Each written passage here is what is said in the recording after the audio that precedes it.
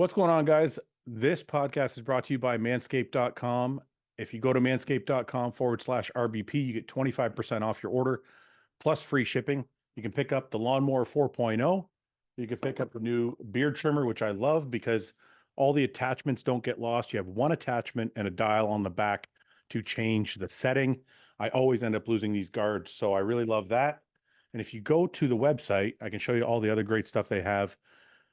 Head and body, one of the things I love using is the body wash. If you go to apparel and accessories, I love the boxers. They also have a toiletry bag that I use consistently. So there's just a lot of different stuff for anything kind of for men's hygiene. This is the place to go. So guys, go to manscaped.com/RBP, get 25% off plus free shipping, or use code RBP at checkout for the same discount plus free shipping. Thank you, guys.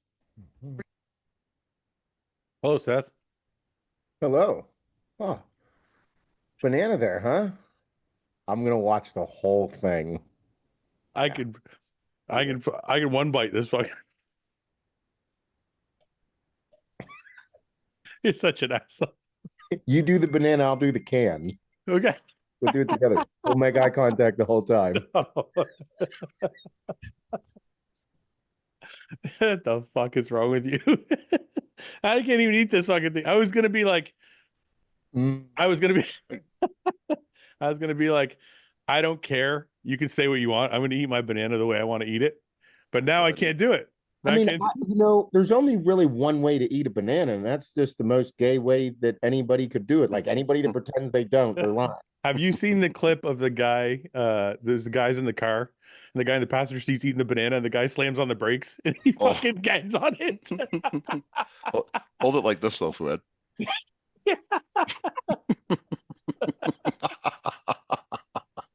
This is the most immature podcast on earth.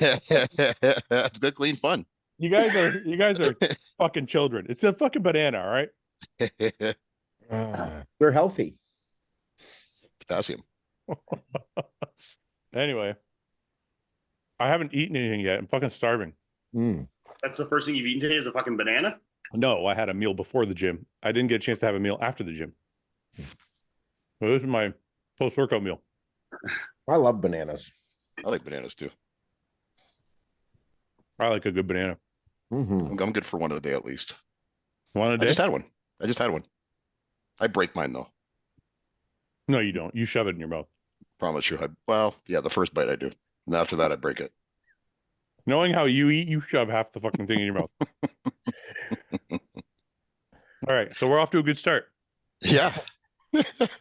What's Buster Cherry? What's Buster Cherry? Special guest tonight. What's Buster Cherry doing? What are you doing? Where's Mike? Mike, where are you? Anyway, maybe I'll call him. Difficulties right now. What's going on, guys? How are you? It was an exciting week in bodybuilding.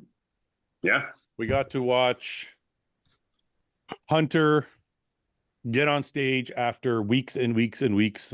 And even we saw him in the offseason. We were blown away by his improvements. So we got to see him step on stage in Italy. Hey, there's Buster Cherry. Buster. Get out of here. Get out. Yeah, we'll get right into the bodybuilding shit. So what did you guys think? Hunter made his kind of wouldn't be his debut, but after his improvements, gone on stage. I'm going to let you guys go first. Seth, why don't you go first? I thought it was a good showing. I thought that he was a little flatter than he's been in the past. But the dude was really conditioned. I think that he won the show. I think that, I think it was the most conditioned we've ever seen him. I think he was flat, but I think that this was just the lead into the Olympia. I don't think it was anywhere near their best package, similar to the Andrew Jack conversation of like, let's just go in here. Let's bring in not tippy top peaked, if you will, to that 95 to 97%. Like from the front, big improvements. I think from the back is where you saw him is where you saw him like in the glutes area. But I mean, you look at his serratus, his obliques shredded. Mm-hmm. And I think that's where you saw the flatness. You're like, that's he usually popping a little harder. Okay.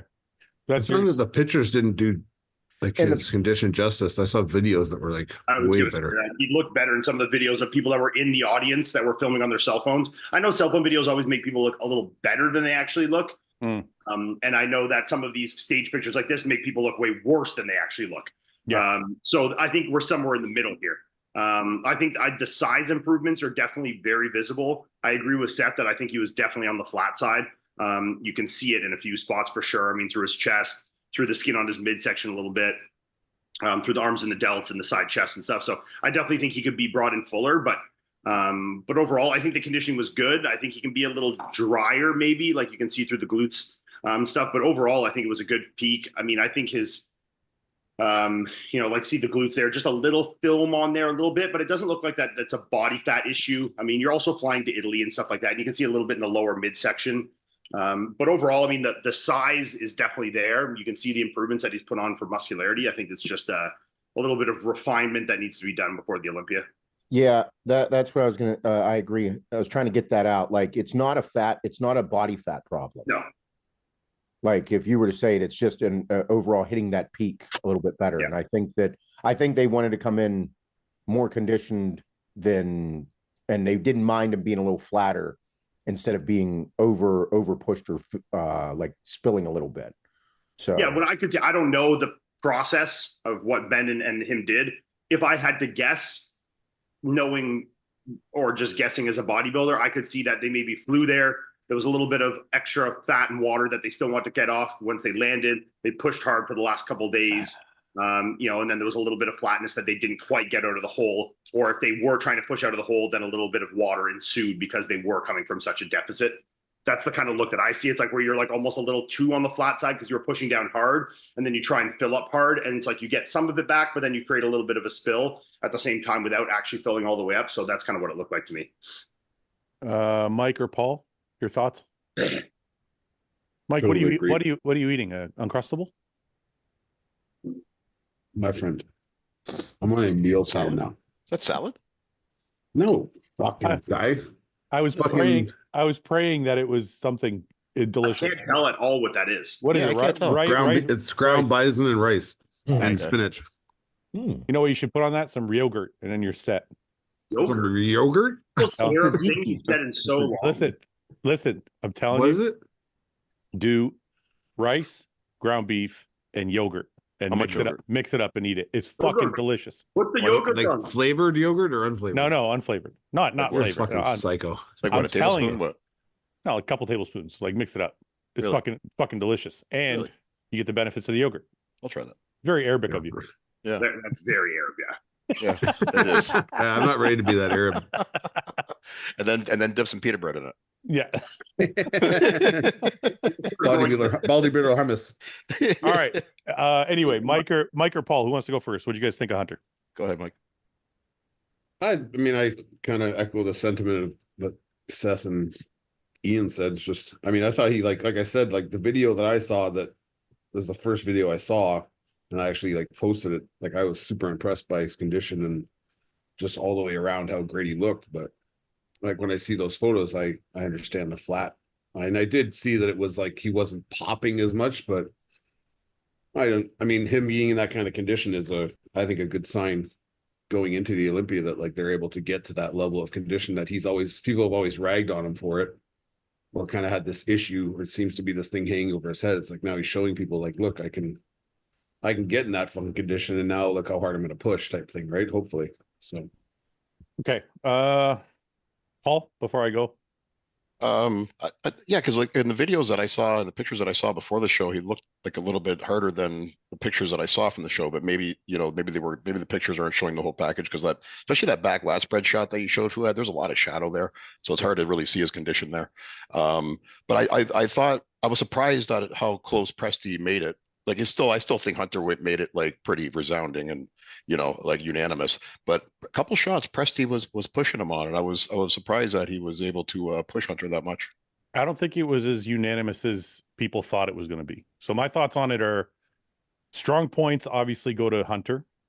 Phenomenal legs, super thick, side, front, back. In the upper body, though, I felt like his shoulders looked great.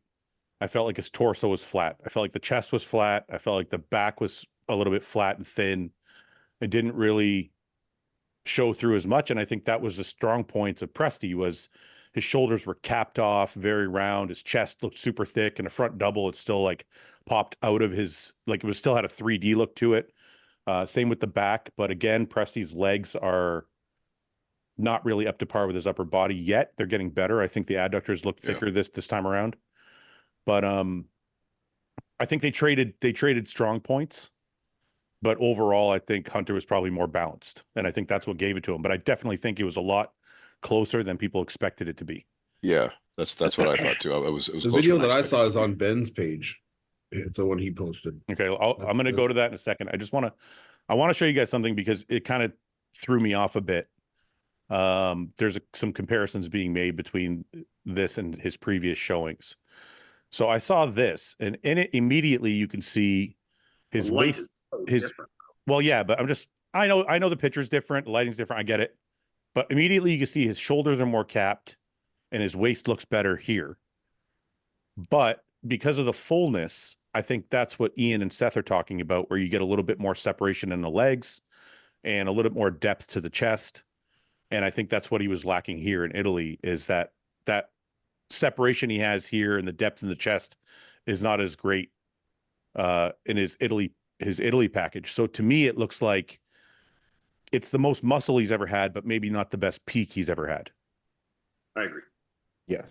I think they'll take what they learned from here, though, and apply it to Olympia, and I think we'll see a sharper Hunter. I think Yeah, like his legs have definitely come up, but you can see there even the depth of the chest is a little down, and the lats pops a little down. But it's Yeah, not a like little. a muscularity thing. It's just it's a flatness thing for sure. Yeah.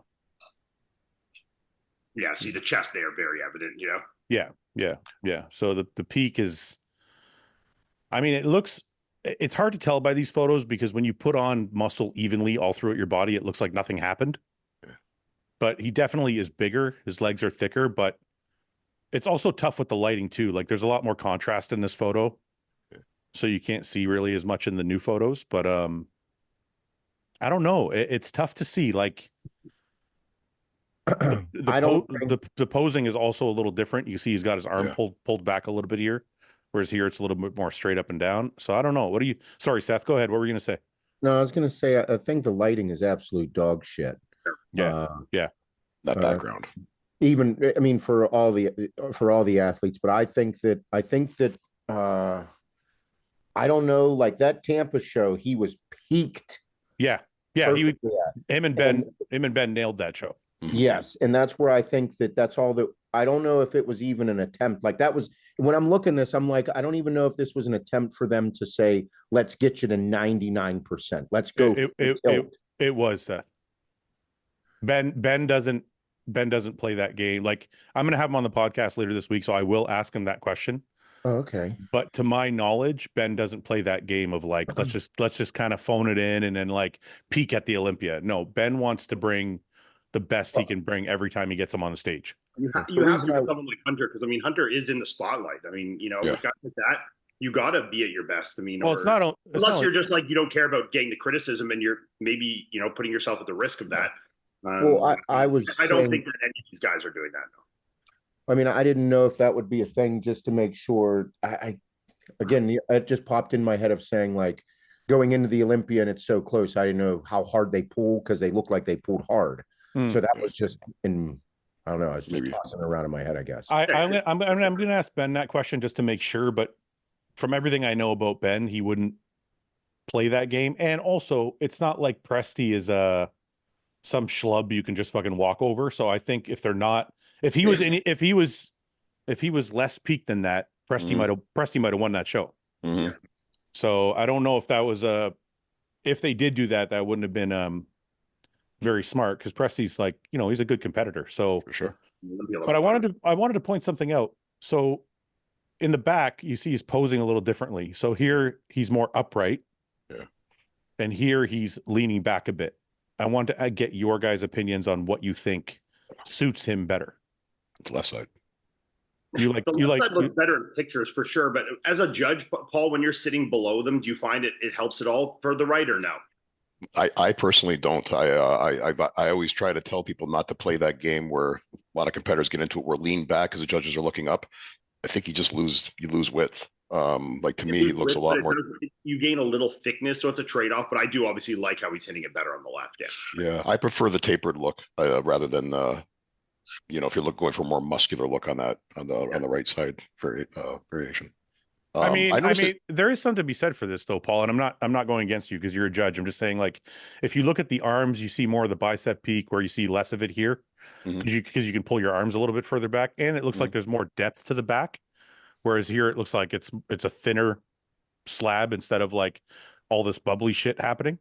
Yeah, and it might be a preference, with certain judges too. But I feel like even with the back lat spread, we talked about before, some guys like to round out the back. I prefer more like what he's doing on the left side there, standing more upright, showing the full taper. That's just my preference. Right. Maybe some judges prefer the rounded look, where you can get as wide as you possibly can. Right. But to me, like when you start rolling the shoulders forward, you're losing that taper. Even though you might make the lats a little bit wider, I think you're giving up too much shoulder taper. Right. Mike, what do you think? Like the lat spread on the left. Yeah. What about the back double? Same, just for him. I mean, I understand why certain guys do it. Yeah. On that tilted back kind of angle like that, but it's almost like you'd rather see someone like hit right in between those two shots. Yeah. Yeah. I agree with that. A little bit of like lean, but not like over leaning. Yeah. And not standing like it's almost like his hips are behind his shoulder line on that left side. Like he's got his hips fired back, and that's why he's able to really squeeze through that lower mid trap, right? He's almost leaning back towards his hips as opposed to being under them, right? Yeah. It's creating more tension on the back. It looks to me like he's hinging from the middle of his back here. Whereas I think what you're talking about, Mike, is hinging from the hip and tilting your whole back. Yeah. Yeah. You see his glutes are more pronounced, like they're more towards us. Yeah. And he's tipping back over his glute as opposed to tucking his glutes in and tipping his shoulders back. Right. I got you. Ian and Seth, what do you think? For what? These poses. Yeah, I agree with Mike. I mean, I think it should be somewhere right in the middle. I think, there's certain aspects I like of each. I think he's demonstrating a little more thickness and density in the right. I think he's showing a little more detail and posing it like, how the glutes are a little higher, raised up, showing it a little better instead of tilting at the back, like at the lower erectors like that, tilting at the hip a bit more. I would, stand up a little more upright and then tilt from the hip and push the glutes out a little more. I agree with Mike. Yeah. Seth, you're in the same boat? Agreed with all of it. Can I say one thing, Fred? Can you show his ab pose? There. I liked it the left side a lot better. I'm not sure if he was doing it just in that picture on the right side at the show, or if he was doing all of his mandatories that way, but I think he looks way better on the left side than the right side. Yeah, I prefer this ab and thigh. I mean, his thigh has way more detail, but that also could be a flatness, fullness thing. It's also that lighting. Yeah. You can see there is cross striations there, but the light's just washing that right out. Right. I agree. But then the stomach as well, I think he's able to pull it in a little better with this traditional ab and thigh shot. And again, getting back to my preference for taper, that's why I prefer the left side. Yeah. You're all about the taper, eh? I'm big on it for sure. Yeah. His side tricep looks better here, though. His waist looks smaller. Yeah, you lose a bit of the detail on the side leg when you're not doing that old school stance, but you got a little more in the hamstring, so it's a trade-off. Yeah. He's holding his waist in a little more better on the right with the lower abdominals is a little more tapered than the other one. He's got it a little more distended. Yeah. You can see this. I agree. I want to say this. You can see in his shoulder, his tricep, and that top of the quad, how fucking shitty this lighting is. Yeah. Oh no, for sure. Yeah. Like like that's the thing that people were giving him a hard time about this, and even like just looking at it, that fucking tricep is peeled. Yeah.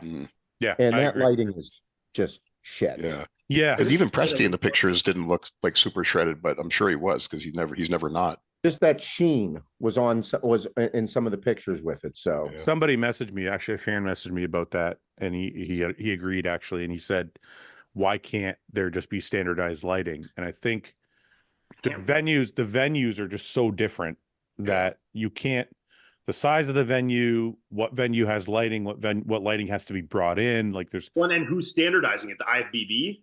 well, that's what should happen. To be honest, like we talked about this before, and one of the things we talked about was the IFBB should work with someone like Gilco, for example, who does like or Z Rich. They do great lighting. Like they did the lighting at our Detroit show. Mm-hmm. They would work with them and they would say, let's find the perfect lighting, and then that should be a standard across the IFBB. The problem with that is there's so many different, it's not like the UFC where there's one team that goes to all the different cities. There is a whole bunch of different promoters with all different teams, with all different venues. There's no standardized venue. It doesn't necessarily have to be in a theater. It could be in a hotel ballroom, could be in a gymnasium. Like there's so many fucking variables. It's too hard to dial in the lighting perfectly everywhere you go. Plus, sponsors want to be seen. What does that? What do you mean? What does that mean? Like they want to be on the backdrop. They want to be in the pictures more. Than... Yeah, but I'm talking about just lighting itself. Like if you look at these two photos, they both have stuff all over the backgrounds, but the one on the left just has better lighting. Yeah. Like the physique looks better in whatever lighting they put here. Less white, a little more contrast. Like it's just yeah. Mm-hmm. Like Ian said, this is like a little bit washed out. So anyway, Hunter brought a good package. I don't know if it's his best package to date, but it was good enough to win, obviously. But Presti, who I think I was looking at here, where the fuck did he go? There. Looked pretty great. I mean, he was fucking shredded as normal. Back looked wide. Obviously, a little light in the legs. I think that's what kind of hurt him, but upper body's pretty strong. What do you guys think? Justin is fucking awesome, yeah. Seth? Ken's had chest and upper body. Agreed. I think he brought a fucking wild package. I think this is one of his best peaked overall packages that he's ever brought. Like he was big, he was full. To go to the point of how bad the lighting is, okay, go back.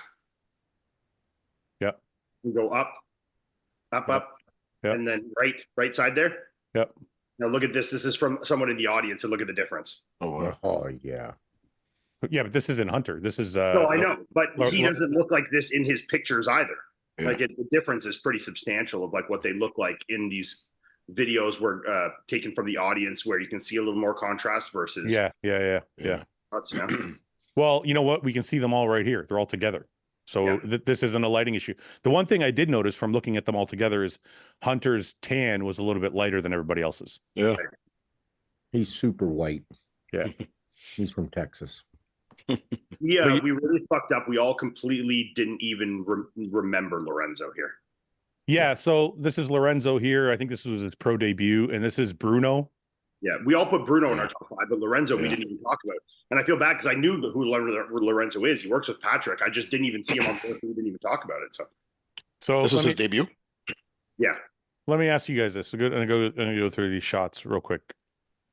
This front double, who do you guys have winning the shot? I have Hunter, but it's close. Who's second in this shot? Presti. Okay. You guys all agree with that? I don't, but what do you think? What do you think? I think Presti's better. And I have Presti winning that shot. I just like the balance of Hunter's quads better in that shot. I think Hunter has better balance with the quads, but I think in terms of the overall flow of the pose and the muscularity, what the midsection looks like, the flow from the lats. I don't like Hunter flexing his abs on that shot. He doesn't have like super defined abs. Like they're kind of like a little like messy looking in some shots. So I think if he flexes them down, I think it does him a disservice. I would like to see him kind of pulling up like they are. And I think he'd get more like pop out of his chest doing that too. So Mike and Ian, you have Presti winning this. I think it's close between the two of them, but I would edge here. My eyes are drawn to Presti when I look at this photo. I'm not drawn to Hunter in this photo. Presti. Seth, what do you think? It's a really close shot. I mean, like Ian said, your eyes are drawn right to Presti in this. This goes back to the conversations we've been having the past couple of weeks about what makes someone win in a certain category. Because the balance is going to go to Hunter, the overall. But hold on. Can I ask a question, Seth? Sorry, I don't mean to interrupt you. I just want to ask you this. I feel like Presti's adductors actually have come up, and his front, and just from the front alone, his legs actually look pretty balanced with his upper body. I don't agree with that, but I think The that they're sweep. definitely getting better. He has no sweep though. Yeah, that left leg outer sweep, it's Yeah. I mean, Yeah. like your first glance, you're like, oh fuck, look at that. And then once you start looking for taking some time to stare at it and look at this photo, you're like, man, it is lacking because he is a monster of a man. Hmm. Big guy. He's so wide up top. So But without that sweep, it makes it even more. I mean, he look at the lats, look at the serratus. Like, I mean, it is his arms, his shoulders, and it's phenomenal, but that's where it's just doing the disservice to the legs because they're just completely shaved on the outside. His adductors have come up a ton. Mhm. Like I said, I think this is the best he's ever looked. But I actually don't see that much of an imbalance in the front alone, just because his adductors came up so much. I'm actually not like, I only see it because he's not a short guy and he's so wide up top. yeah, He's like so wide through the lats. He's got so much pop to the chest. Is so much like biceps are big and full. I see less of it there in the front lat, but when his arms and he's elongated like that more in the front double, I don't think it's like the worst discrepancy ever. There's definitely guys that are way worse than this. But I think when you're talking about someone like Hunter, that is relatively balanced top to bottom in terms of muscularity and depth to the physique. Yeah. It's definitely a weak point and a draw against him compared to Hunter for sure. yeah. Okay, let's go to the second front lat spread. I feel like, okay, I'm not going to give my thoughts. You guys go ahead. Who's winning this shot? Paul, you go first. Hunter. Ian, I agree with that. Mike, Seth. Hunter. Yeah, I think it's close again though. But Hunter's legs close, just killed. but close in the other way in this time. I think the one thing that Presti definitely has better is through the depth in the chest. I think it's a little hard with the lighting with Hunter's light tan to see any depth to that really. But he is definitely flat through the chest. But I think in terms of the rest of the package there, there's a little more balance. He's got some good depth and muscularity. So it's close, but where the other one, it was close with Presti, this one I have close with Hunter. Yeah, to me, this is definitely Hunter, because if you look at it, really the only spot I see Presti beating Hunter in the shot is just the chest. Shoulders, arms, legs. Yeah, shoulders, I all... think is pretty close. I mean, Presti's got some pretty good round delts in this shot. I think it's pretty comparable. But other than that, I think, Hunter just flows a little bit better. And I think when you're like in a pose like this, having big legs really completes the kind of X-frame look in a shot like a front lat, Yeah. Side chest was tough for me. I actually, go ahead. I'll let you guys go first. Go ahead. Paul, you go first. What do you think? This one I see, yeah, it's a pretty close shot, but I would give Hunter the edge here. I feel like Presti, maybe it's just a picture, but I don't see as much detail on the legs, a much deeper separation. He's huge in the chest and shoulders. But I don't know. I just don't think the upper matches the lower still. Like, it looks like his hamstrings have pretty good hang, but look kind of high, but it looks like the detail, just sort of separation just isn't there. And Hunter is maybe not as thick in the chest, but from the side, Hunter, is definitely thicker. I wonder why he stopped hitting. Like you showed that Tampa shot, how he's hitting it different now. I wonder why he stopped. He's making on his arm back further, eh? I don't like it at all. And tilt a bit more. Either. I mean, he's losing a bit of depth through the traps and the chest and the shoulders, and to tilt it and turn a little more. Yeah. And honestly, I really like. I know he doesn't have as much hamstring, but I like the depth you can see on Bruno's physique in this shot. I like Bruno in that shot. I know. I was going to say arms, that. delts, chest, like his quad is good. Hamstrings are definitely on the weaker side, but I mean, no one's hamstrings are really like wowing me in this shot. So I mean, I like Bruno, to be honest. Really? Yeah, you can make that argument for sure. I kind of like Lorenzo. Yeah, I mean, they're all good in a side chest, but yeah. Lorenzo looks good too. Yeah, Seth. Lorenzo looks like 1996 like Kevin Levrone side chest. I just think he looks really thick and round everywhere, and how he's hitting it like with the lower leg is very like 90s style, like lower leg like that. Like just how he's hitting it as a whole is like so 90s looking. I like the way he's hitting it. That's well, the thing about Lorenzo from the front is that's where he's a little bit light in the quads, but from the side you can't see it, and he hides it. Like it just all looks. I mean, he's definitely the lightest there in the hamstrings, though. But it's also turned away a bit, so it's tough. And he's obviously like sandwiching that leg up against the back leg, like the others are. He's hitting it that kind of old school way, which I actually really like how it makes the pose flow. But then he's losing a bit of the pop in the hamstrings, obviously. Yeah, it really works for him though, hitting it that way. Because look the way Bruno's hitting it. Yeah, The other way, like sort of, but it works for both of them. Mike, what did you think? hitting it like those 90s guys where it's basically like a side most muscular, Yeah. like when they're basically hitting a hand most muscular and then turning, Yeah. No, I agree. I like Oh, sorry, Mike. the guy, was it Bruno to the left of or This right guy. of Hunter? This is Bruno. No, This is Lorenzo. Lorenzo. I like his Yeah. shot the best. But Yeah. I just don't like how guys like. I like how Presty's stacking his shoulder underneath his elbow, Yeah. or like his elbow underneath his shoulder. I don't like when like you break this plane. They pull it instead of being, back. like here. Yeah. I don't like it. Yeah. Yeah, even I think even if Hunter, Lorenzo. if Hunter hit it like he used to hit it, that would be like kind of it would kind of stand out more. He'd look a lot denser and thicker. He looks a lot like almost lanky and long. Well, the shoulders. It's almost like he's pushing. It's almost like he's pushing his entire shoulder girdle down. Yeah. Whereas you can see Presty, Lorenzo, and These Bruno guys are elevating their rib cage, Yeah. whereas he's like Lorenzo flattening it. especially is getting the most Yeah. depth. Yeah. Seth, you were going to say something. No, is there a video that's of these shots as well that was right next to it? Is there? I don't No. know. Oh, this Right one. Okay. We already went through the front double. That looks even better in person for Presty. Fuck, Hunter's big, man. When you see him in video, you're like, whoa. His quads are huge, right? Yeah, he's just a thick motherfucker. Yeah. That front lat. Fuck, if Lorenzo had bigger legs, eh? Look at these lats and Look shoulders. at Yeah. Jeez. that. That man is large. I don't know why Bruno's hitting him like that when his knees bent so much. I think it looks pretty good on him. Yeah, I'd rather see him I stand think up a he's a little little straighter. tilted too far back at the He's hip. trying to get those Yeah. like that flare of his legs almost. Yeah, he's trying Yeah. to push them out too much. But Hunter there for sure is. Yeah, for sure. Yeah. This is Hoffman. Who's this gentleman over here? Does anybody? He's tagged in Andrea, Chris Jim. Jim. Chris Jim. He's shredded. Look at he's fucking peeled out. Presty's shredded too, eh? Yeah. Inside. Presty's always shredded. See, Yeah. guys, You I don't don't- see that pictures, eh? Yeah, that looks good. Yeah. That looks really good.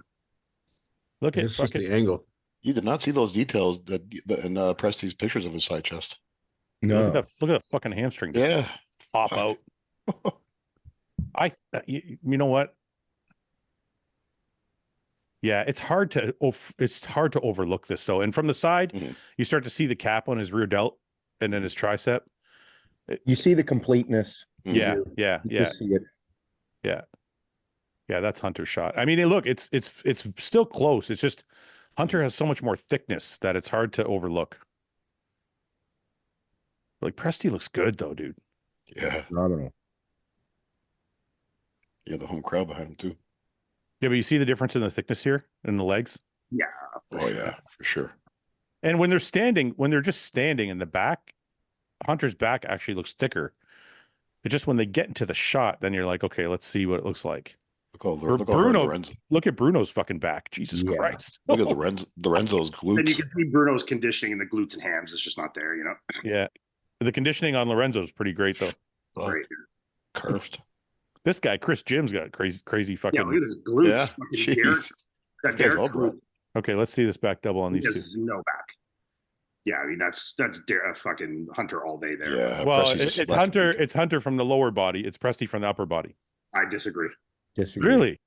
I think Presty's wider, but I think Presty has very minimal detail in his back. Yeah. It's kind of just like a wide like kite, where No. Hunter's got like gnarly shit going all over the place. I don't really see No. any detail in Presty's back. I don't agree at all. You have this tiny little fucking waist and these flaring lats into these. I agree, fucking- but then like look at the amount of detail you see through the rhomboids, the traps, the like mid back, like the everything on Hunter. You see a lot more there. I think Presty is a bigger, wider person, but in terms of the complete pose, I'm going Hunter there all day. if I had to have, the complete pose, yes, because of the lower body. But if you cut Even their back. if you cut their lower bodies off, I'd rather have this back all day long. Seth, Let's see it in motion. Paul, Mike, what do you think? I think if you were to see that in closer detail, Hunter would be winning that Can you pose see because that- of the can you detail show and that in motion? density. Yeah. Because you can see the feathering. Like even though Hunter's he's not opened up there, you can still Yeah, see all he's got crazy I'm detail going and very much the Hunter from all aspects of that pose. he's just so thick in the Presty's Yeah. lats do a very weird indentation. Yeah, I saw that. Presti's lats to me just don't have any detail going on. I think he's extremely wide, but his back is just kind of like a little flat across, you know? I don't know. I He's don't see definitely that a at all. trap dominant whenever he trains back. You can see the dominance of it, and him being a wider, bigger guy. But Hunter just has every bit of detail going on from top to bottom in his back. Like when he hits that shot, like it just goes wild. Yeah.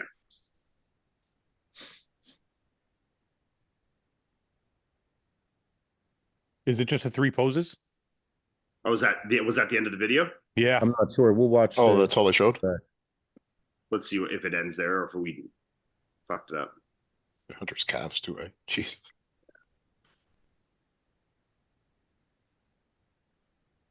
Bruno's huge. Boots are fucking crazy. Yeah. Bruno's back. Yeah, if Bruno got a little harder as Here we overall, go. be really good here because I mean he's definitely losing a bit. Oh, actually his glutes look pretty decent there. It's the light is tough to Yeah. see. I don't know, guys. I'm sorry. I got Presti's back all day long. Now, Yeah. this, in my opinion, as far as complete pose, there's no doubt it's Hunter because he got his arms are better, his shoulders are better, his legs are better. But if we're just looking at just the back, I don't know. You like that width there? Yeah, it's just Yeah. it's impressive, man. These fucking lats sweep out like that. Like that's I feel like if Hunter wasn't bending back so far though, and he really opened up, that difference wouldn't be as drastic. In Yeah. the width. yeah, potentially. Does just go. I wonder if there's anything else here. Who's this? Oh, this is Presti's posing. Is it free posing? I wish I could fast forward these things. Well, I don't want to see them come out individually. I mean, Presti looks great, but I wanted to see more comparisons. These are just pictures. We didn't go through all of them though. There's a side tricep. That's Hunter all day. There's the back double. Still, he doesn't seem like he's leaning back as far there. No, he doesn't there, right? Yeah. I'm shocked that you guys think this back is better than this back. I don't For me, think it's the detail. It's the detail. Yeah, I think Presti's back is definitely looks a little thicker and a little wider, but there's almost no detail going on in it. You Is know? it because does he got a lot of ink back there? Is that what that is? Is that I'm what's not blurring sure. some of But it? like you can't really see much going on with it. It's kind of just like two big sweeping things where Hunter's got like a lot of gnarly conditioning craziness going on there. You know, I do agree that Presti's back has more muscle on it, but I don't think he is better or wins the shot. No. Well, he doesn't win the shot. I never said that. No, I know you didn't. Yeah, The back lat, I would give that to Hunter for sure. You can see though it's accentuated more here in the back lat. Like there's just very minimal detail. It's very flat, you know. Yeah, like, yeah. Sort of like Lorenzo or Hunter, you can see a little more pop and things going on there, you know. I think Bruno's doing himself a disservice because his back is the thickest back on that stage. It's way too rounded. Yeah. And he's rounding it so far that he's losing all of his detail in his back. Yeah, I'd like to see him work on some posing. Because his back is like thick as fuck. Yeah. He's a gigantic guy, obviously. I mean, he's big even standing next to Presti, and Presti's huge. Yeah, I don't know. I don't like that Hunter hitting the ab that way. Yeah, I don't love it. I mean, Presti's obviously not fully in the pose here, but that's tough. I can't really make a judgment on this one. That's a great shot. That's hard not to give to Hunter. He's fucking so big. For sure. Yeah, Mike, what do you? Obviously has the chest striation, the shoulder roundness, and the trap showing a little more there. But Hunter's legs are very impressive. I mean, it's close, but I mean, Bruno looks pretty. Fuck, I was gonna say, I don't Bruno know. looks the best in that shot. Yeah, he's a fucking monster.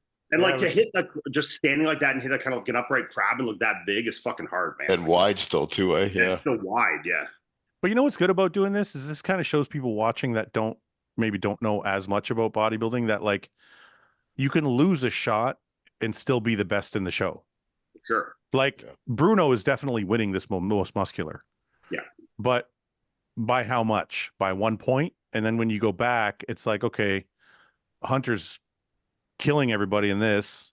Yeah. You know what I mean? Like, so it's like you have to go through and figure out by how much is that person winning, because that's kind of what determines the end result. It's the totality of it all.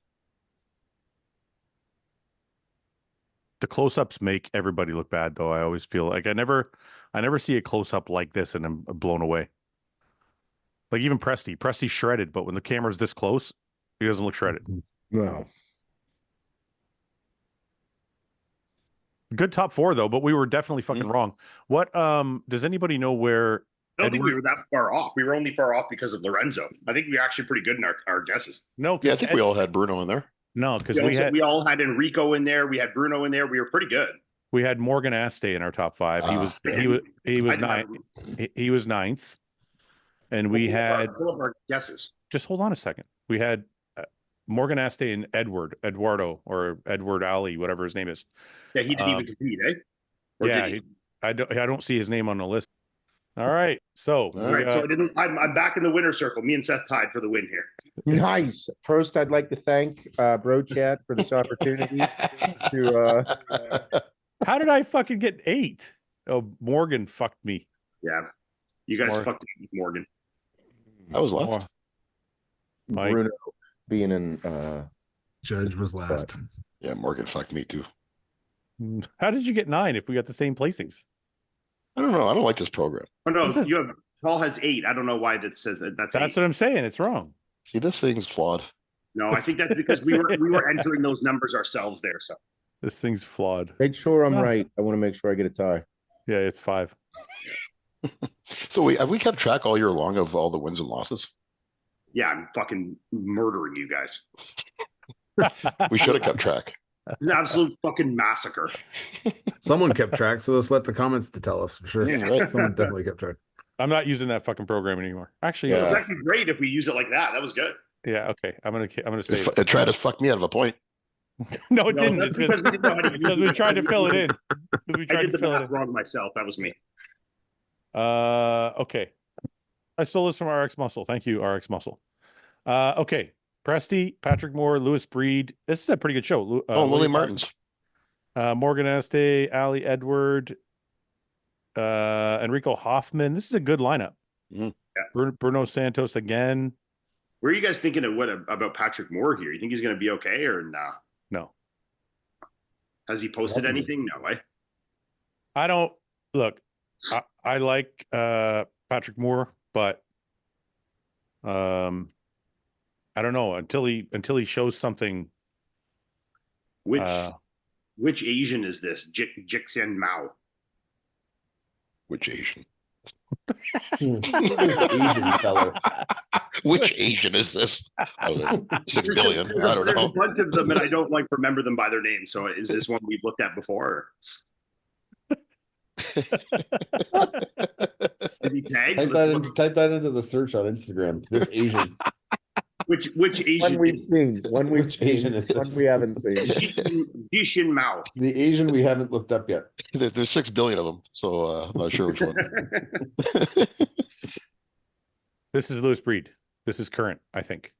Yeah, last condition check before leaving Okay. to travel to London tomorrow. Okay, so this was 9 hours ago. Peeled and thick. Yeah. How is he placed against Presti in different other shows? Have they competed against each other? I don't think they have yet. Not this year, at least. I don't think. Here's a video. Gets conditioned, that's for sure. He's got so much muscle, man. Back. I don't know, man. It's gonna be tough because he's gonna outmuscle a lot of guys, but then he doesn't have the shape to match up with some of these guys either. So I don't know. So this the Chinaman. I don't see any pictures of him on Hey. I love how unpolitically correct we are on this show. You need to see So the this China- Oriental fella that you're got on the show. in China. It's not that he's What's his name? Jesus. J-I-E-X J. What?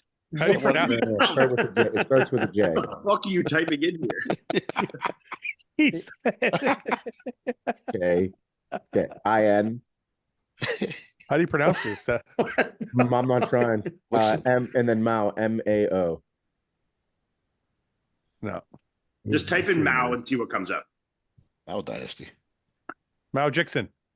Mao Peach Fit. No, it's right here. Mao Jixon. You sure it's not Mao Peach Fit? Let me see.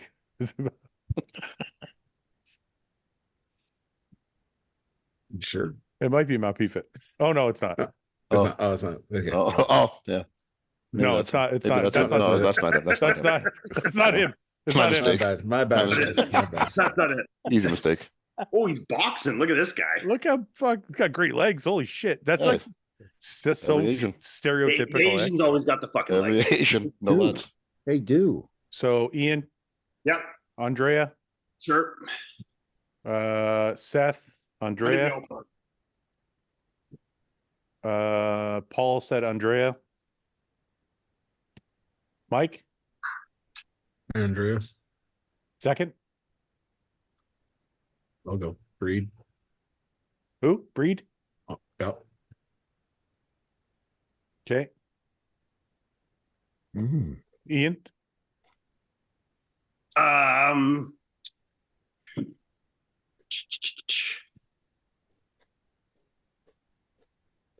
Fuck.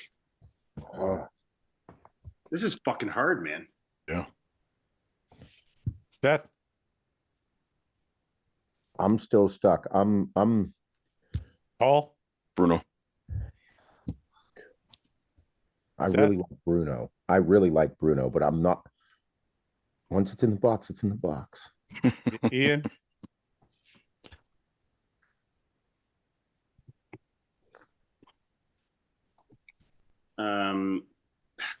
Like, do you think Bruno's going to come in tighter, or do you think that that was his best peak in Italy? I think he's going to come in tighter. You think he's going to come in tighter? Yeah. I think most guys are usually better the second weekend. And, you know, I'm assuming he stayed in Europe. Yeah. Because William Martins doesn't look like shit either. I like William Martins. He was supposed to do our show, remember? Is anybody going to go? I'll go. Bruno. Sewer. Anybody Martins. else? Martins. Then Breed. And then Lorenzo. Seth is waiting for Ian. Seth, you're next. No. Oh, Ian's, I'll go- Ian's going to go last. I went Bruno, William Martins. One more.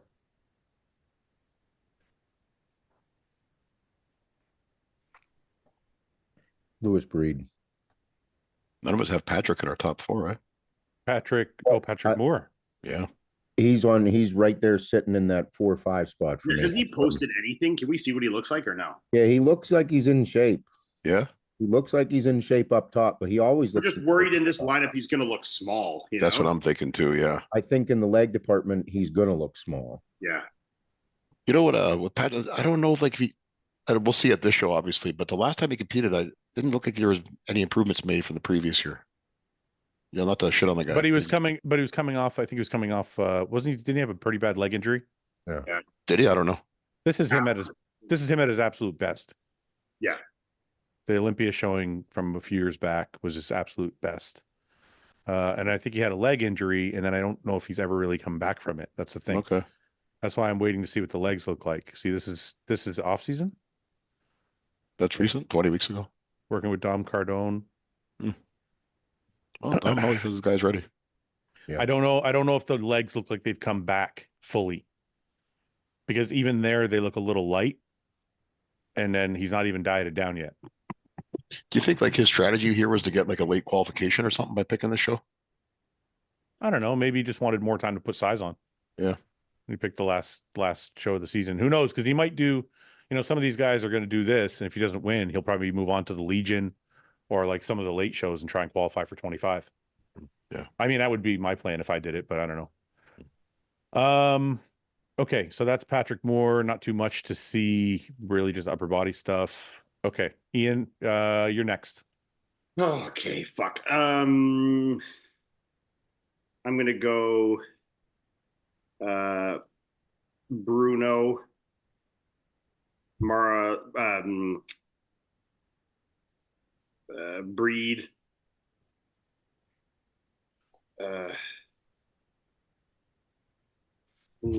Lorenzo, Edward.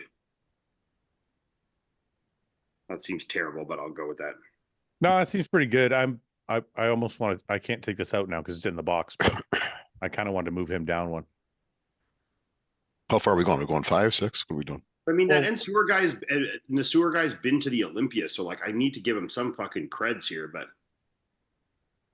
I don't know if I should go Lorenzo or Edward because Lorenzo's a lot bigger, but Edward's a lot more complete and prettier. I think that's why I was asking about him, because the guys that are a little smaller might get lost. Yeah, I mean these four are pretty big guys. But Edward's got such nice shape. You know what? I'm gonna fucking go for it. I'm putting him 5th. Okay. I don't think we have to go further than 5th because we all have different picks. I'll put Lorenzo in my 5 spot. Yeah, me Okay. too. Mike's like, whatever. Seth?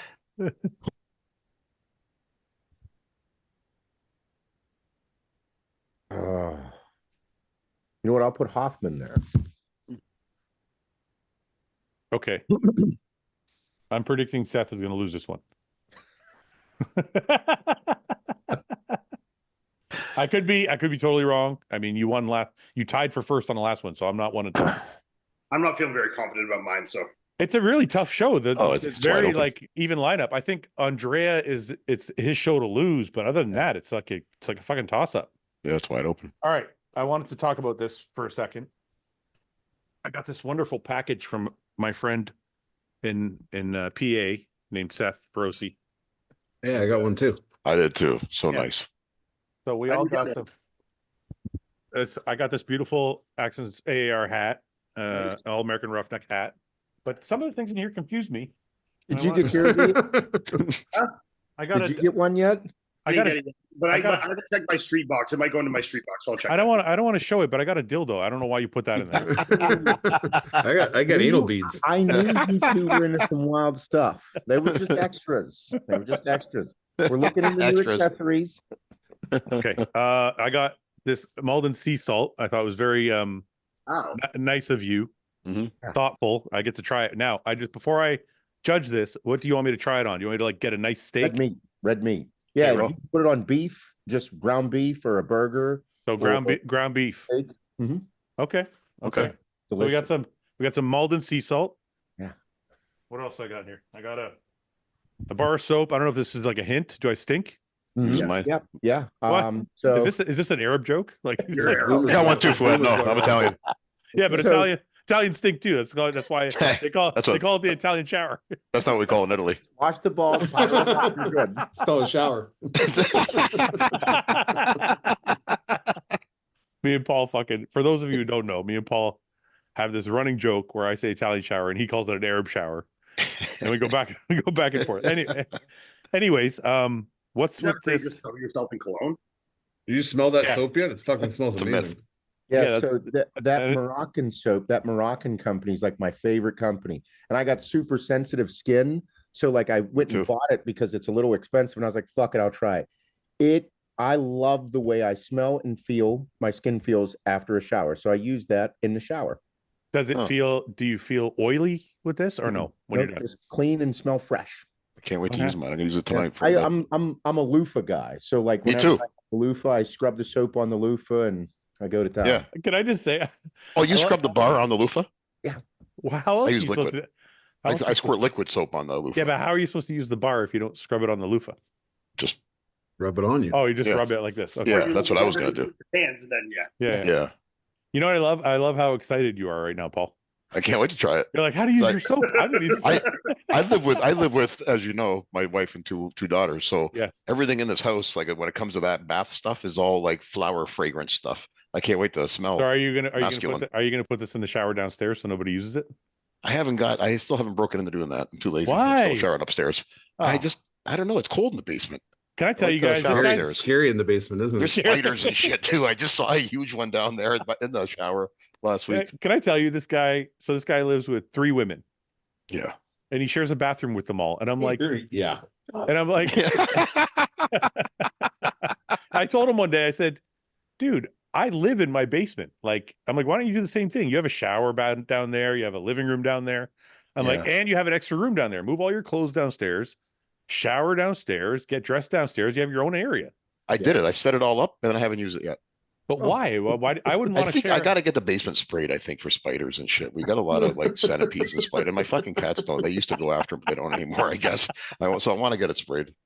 Why don't you just call Orchid, man? I spray my house once a year. I never see shit. So maybe this will lead to some comments, some information on this. I've always wondered if it's safe or not to have that to do that in the house with little kids. Why not? Like I know they say it's safe, but I don't know. Like, is it? Why? What? Okay, wait. Okay, time out. I just have a question. Yeah, what a I crazy. thought you were gonna ask if it's safe to eat centipedes. Just time. Wait, No. just time out. So Like, it's gonna make my kids fucking. I just have a question. I just have a question for you. The professionals that do it are telling you it's safe, but you'd rather take the advice of somebody on YouTube in the comments section. Well, I like at least hear, what somebody has to say about it. I'm sure.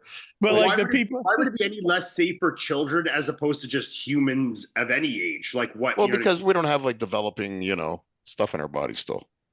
That's So, like, they're like still developing. Stunt their growth or something. I don't know. Who knows? Makes a little. Like I don't think chemicals are great for anybody to be around, especially young kids. God sprayed the bug spray and then Well, you're supposed to remove all your animals from the house for like 4 to 6 hours or something, aren't you? When they spray it? I think Yeah. you should get So everywhere. they're after sniffing 4 the to 6 ground all the hours, time at least. but They'll go after in 4 to liquid. 6 hours, all those harmful chemicals are gone. Well, They're a little less harmful then. Yeah, that's my point. Yeah, I don't know. They're at a safe toxic level. So I've always erred on the side of safety when it that's comes such to a that. it's such a contradiction though. Like you feed your kid McDonald's and you smoke. I'd say perfect for it, but We gotta wait for the bug spray to clear, girl. Come hotbox the car with me. It's like what I like. It's like throwing the bathwater out with the baby. That's right. We got to make that shirt for Ian. Right. Don't throw the baby out with the bathwater. Yeah. No, but you know Baby in the bath. what that reminds me of when I used to do cooking videos and I would use Splenda. People were like, "Oh, you're using Splenda." I'm like, "I just did 1,000 milligrams of testosterone. I took three Anadrols today. What are you fucking worried about?" Like, what There's do new stuff people coming out. think you should use instead of Splenda? well, people are like, "Splenda causes cancer, and you're using too much Pam. Causes cancer." And I'm like, All right. everybody take a deep breath. It's Pam cooking spray, and it's sweet. I'm reckless with my own health, but my kids, I usually err on the safe. Listen, everything you're saying sounds actually pretty reasonable. It is kind of weird that you can leave the house for 4 to 6 hours and then it's fine. But at the same time, why would they just lie to you? Like they're not trying to kill people. Well, they're trying to sell stuff. Yeah, but Health Canada is actually pretty like stringent. They wouldn't just be like, "Yeah, it's fine." I don't trust Health Canada. I work for the government. I don't trust them. I trust Health Canada more than our regulations. Yeah. Oh, I didn't even know there was a note in here. Okay, I'm going to read this privately later so I don't cry. But there's also what is this for? So that's hand soap that it's like this bougie ass hand soap that's at this place I go get Hannah Flowers. And like they always have really cool stuff like for seasonal smells. Yeah, it smells like leaves, like beautiful really leaves. Nice. Yeah. Beautiful dried leaves. So is this for me or Summer? Like I don't know. Is this... put it in your bathroom or your kitchen. You wash your hands. Seth, why are you so thoughtful? Like this is wonderful. No, that was super thoughtful. Because this I was the most like. This is this like is my favorite time of the year. And like we were always talking about how gay we all were to a certain extent, and this is like the most. Whoa! Hey, man. Hey, Hey, you watch your mouth. Why is this your favorite time of year, Seth? Why September? No, fall. Like going into the fall, Oh. I love this time of year. So like I actually get in like there's a candy jar. We got the candy jar, the candle, the soaps are always important. The Moroccan oil though. So that blue box that has the Moroccan oil, I'm working on that it. is my favorite shit. So after a shower, like you're semi-wet still, like you put a few pumps of that in your hand, wash them together, get your beard and your hair I or did your it today. head. My beard was soft all day. Really? you- I'm gonna are do you- it tomorrow. Are you sponsored by this fucking place or what? No, I spend way too much money on that place though. Okay. Really? It's awesome. I love You're it. probably gonna get a sponsorship after this. I'd love one. Is it like it moisturizes too? Yeah, it's great for I put it I just few pumps on the hands, put it in the beard, the face, the hair. Yeah. I'm gonna do it tomorrow morning. Yeah. Smell it. Smell it. All right, Smell it, Fouad. I didn't smell mine yet. Smell it. Take a bump. Yeah. Oh, It's a good shit. Does it smell like leather? No, No, you know, it's- remind, it doesn't. I can't tell you what it reminds me of. Oh, I know what. Good choice, Seth. Yeah, I can't tell you. I can't tell you publicly, but it's good. It's good. It's very good. This is wonderful. It's like a Seth's favorite things box. Yeah, Lift- yeah. I lift- thought I'd give it to my friends and make sure that you guys enjoy some of the fall stuff that I do. And It then we lifted me got up when I opened it. it lifted Oh, you no. up, eh, Paulie? Yeah, it was nice.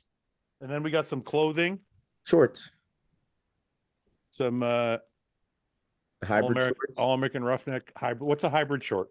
So it's like they're like the stretchy shorts that can be like kind of dress shorts or like Oh. summer shorts. Okay. That like, you know, they're just nice shorts. They're super stretchy. Those are our athletic shorts. They're my favorite shorts. Super stretchy. They have the compression shorts underneath it. I Yeah. like them. Holy shit, Yeah. this is nice.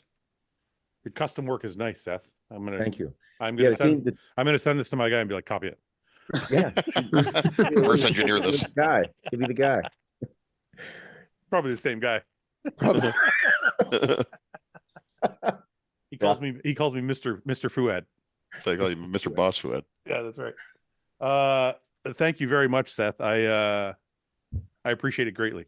Yeah, dude. I was excited because I was thinking I wanted to do it earlier, but then I will think with everything last month. I will think of you when I soap my balls. Thank you. I'm excited. I'm excited to be a part of it. Amazing. It's like bringing Seth in the shower with you. Yeah, Seth's gonna be with me every day. Yeah. All right, let's do so. Is there any other bodybuilding news we want to talk about? Is Ruby? How come Rubiel's not doing UK? Does anybody know? Is he done for the season or? Oh yeah, that's right. Tonio's out of the Olympia too. Yeah, what was he was taking it just time to grow, I guess, eh? Yeah, I don't know. Some people are like, "Oh, he's scared," and blah blah blah. Like, I think it's just a calculated decision, but is it a good one? What do you guys think? Yeah, I don't think it's a bad idea. I mean, I think you being someone that didn't do every Olympia you qualified looks back at that and wish you did. I don't think prepping for another 2 months is going to make a humongous difference in the scheme of your growth. Like, it's not like that 2 months is going to be like, wow, you're 15 pounds heavier because you took those extra 2 months, you know? Yeah. I don't think it's a huge difference.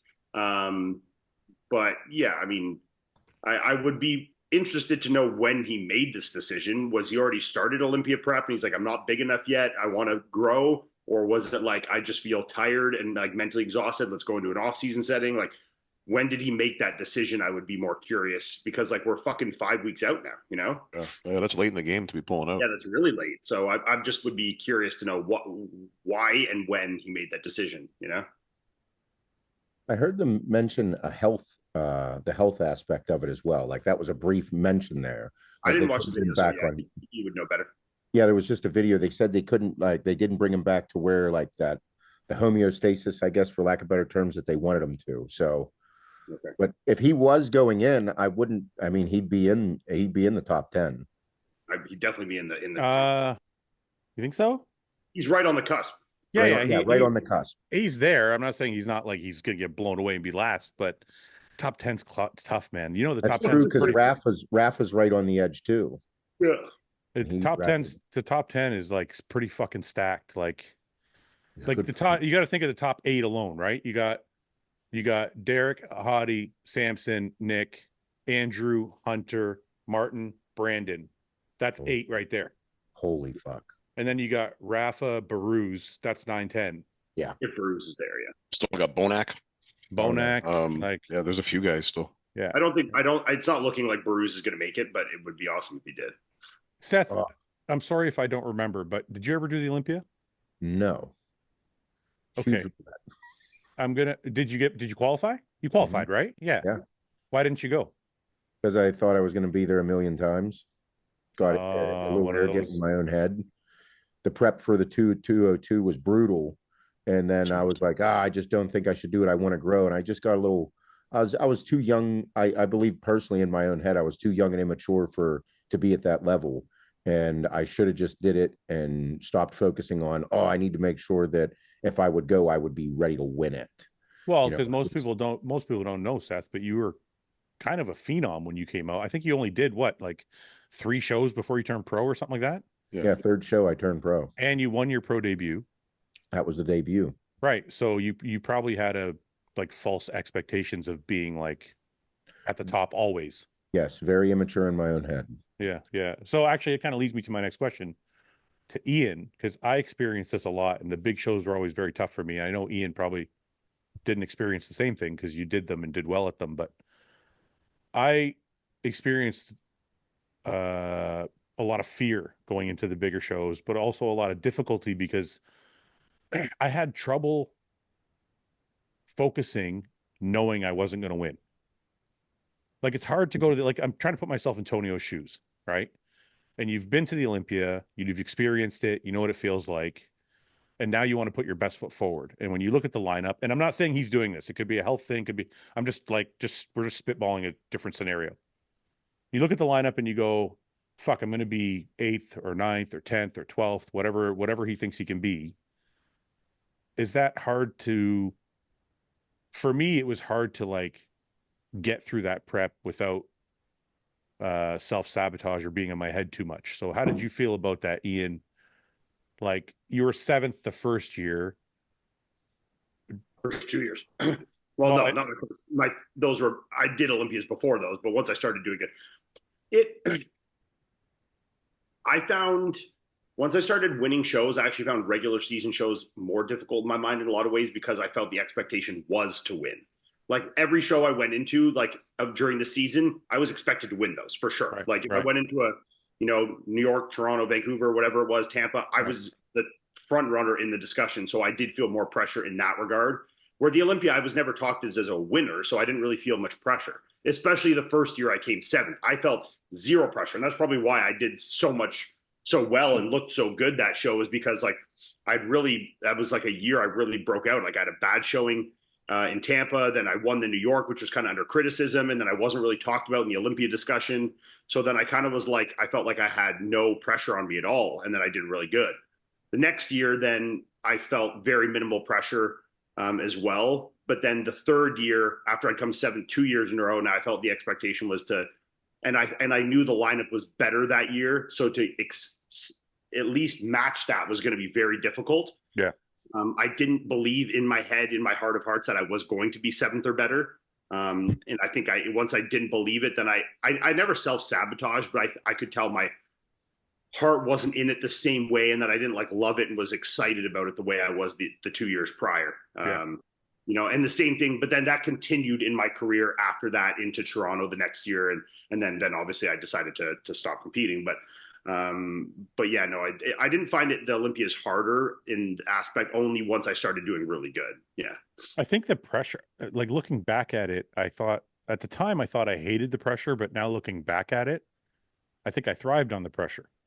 Yeah, because when there was no pressure for the Olympia, because I wasn't going to be in the top 10 or wasn't going to be in the top 5 or whatever, it was too big for me. I'm like, it was hard to be motivated to train as hard and push myself as hard, knowing I was going to be outside the top 10 or thinking I was going to be outside the top 10. I guess that year that I came 7th the first year, I think what I knew in my head that no one was thinking about me in that discussion really, but that the possibilities of me being in that top 8 were very high. Yeah. Like I actually believed that I could be that year. Yeah. And no one was talking about it. So I was like really excited to like fuck shit up, Yeah. And then the next year I had the most ridiculous year of my career in 21. I mean, I was like, one Tampa, one Texas, second to the Arnold. I was fucking like rolling like crazy into that Olympia. So I was just like at an all-time high, thinking that I was going to kill it that year. I was like, I'm getting first call out this year. Like I was sure of it. And then, like I said, the year after that, now the pressure starts to mount. I think I succumbed to it a little bit in that regard. Once it was like the expectation felt a little higher and I didn't believe myself that I could live up to it, I think that might be other shows where it's like I said, I felt a lot of pressure at smaller shows, like, the ones that I was expected to win, but I thrived under that pressure because I believed that I could win, I was like, just it's different, I was just going to say, I think the common denominator is the belief. Yeah. See, but there's a belief, like there's the pressure that people expect you to win, but then if it coincides with your belief to win, like every show I went into that, like, every regular season show, I was 100% sure I was going to win it. I know, but But the Olympia that year, I didn't think I was going to place 7th or better, and I didn't, you know? The more we talk about it, though, the more I'm realizing it had nothing to do with pressure, had more to do with belief. It's because internal. because when I went to small shows, I believed I could win. So I would prep my ass off, like, to get ready for those shows. And when I went to the bigger shows like the Arnold or the Olympia, I didn't think I could win. So it took something away from me. Yeah. You know what I mean? I didn't have the same belief. So I couldn't train. I didn't feel like I trained the same. Yeah. I guess mine, it gets the hardest when it's the expectation and the belief like don't align, you know? Yeah.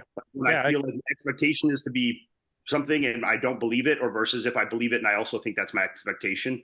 I think it's a combination of two, because I like at the Olympias, I never did bad the first 2 years when the pressure was high or like their big shows or anything like that. Or that my expectation for myself or belief in myself. But then, yeah, the third one or the fourth, fifth one was different for sure. Seth, do you want to make a comeback to get to the Olympia so you can do one Olympia before you retire forever? That was what was in my head. So you want to do you going to Detroit? I'll do 212 if you want to do Detroit. I'll have classic. I'll have a 212 just for you. No. No, it's I mean, listening to you guys talk about it, that's why I love bodybuilding so much, because what it boils down to is, you know, it's that age-old tale that some people don't like to admit. It's you against you. It's you have so much battles going back and forth in your head. And that's essentially why I loved it so much, because, you know, you were up against yourself and you are your own worst critic. Like in bodybuilding, like you see very few people that are like locked in their own head, because it's intense. Yeah. And that's why we love it so much, because it is that hard. It's very difficult. Yeah, I don't think the audience, if you've never competed or never competed at a high level, I don't think they truly understand what most bodybuilders go through from prep to prep or show to show. And I think the really successful bodybuilders are the ones that know how to deal with that pressure or deal with the fear. Because I know, like, you know, one of the most successful bodybuilders I know that had the same level of anxiety or fear that I had was Cedric. Yeah. Talk about it a lot. He talked about it a lot, but he was able to overcome it at some shows. But I wonder if he was able to overcome it fully, because he never really reached his full potential as far as everybody else thought what his full potential was. I agree, because I think it was a back and forth thing with him too. Like I honestly believe that he was his worst fucking critic, because we all loved him. Great dude, phenomenal physique, but he would get inside his head about something. You're like, dude, where are you pulling this shit from? Right. Well, I think he knew what the expectation of him was. And I think he knew he had the tools to be that person. Mm. And I think that's a lot just to fucking carry for some people, you know, like that's why when I think of Chris Bumstead, that's why I have respect for him. It's not just because he's got a great physique, but it's because like somebody has basically put you on a pedestal as a standard, and you're able to fucking roll with it and it not make you crumble. Mm. Like that takes also a special kind of person. That's not like a lot of people can't handle that pressure. So, and like you said, like as competitors and anybody that can even like conceptualize all that, like if you could hate him as much as you wanted, but you have to respect it. Oh yeah, that's incredible. It's incredible. Yeah. Okay, let's do some. Do you guys want to do the read last week's comments? I think some people like that. Sure. I didn't go through. I deleted some. I deleted some for you again, Paul. From me? What do you mean? I deleted some comments. A lot of hate. There's a lot of hate. Yeah. A lot of hate. Don't want to stress you out. My nose. A lot of disgust. My nose again. All right. Let's see what people are saying. Should we do the sort by top comments or the newest comments? Top comments. I love that. The newest comments are going to be negative because YouTube usually pushes them down to the bottom.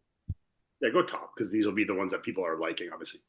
Okay. Paul's legacy is bringing world awareness to Tilefoot. I like the next one. Paul's legacy is his tenacious rap flow and his 360 windmill dunk. I wish. Yeah, that'd be awesome. Perfect timing. Looks like I'll be walking my dog for 2.5 hours. Love Mike's quote about elevating someone else's career or job can elevate you. Ian is losing it over Excel. Data validation formula is hilarious. I actually like that one. I was fucking laughing my ass off. I'm not sure. Whoever said something negative about Paul can kick rocks. Got to be a miserable fuck to not like Paul. Thanks, Vatican monk. Ian's legacy is saying, you know. I like the next one. Ian's legacy, C-Bum's brother-in-law. That hit home. That hit home. Damn, Mike is that quiet guy in the room that is levels deep, Zen type dude, solid as a rock. I see why he became a fixture. Not only funny, but just how funny he is, how thoughtful he is. Great dude. Shout out to the person who asked Fouad this question. Nobody asked me that question. I made it up. Mike's mindset is unmatched. Love that man. I look forward to these every week. Mike's Mexican bukkake voice was fucking hilarious. I thought so too. Bukkake.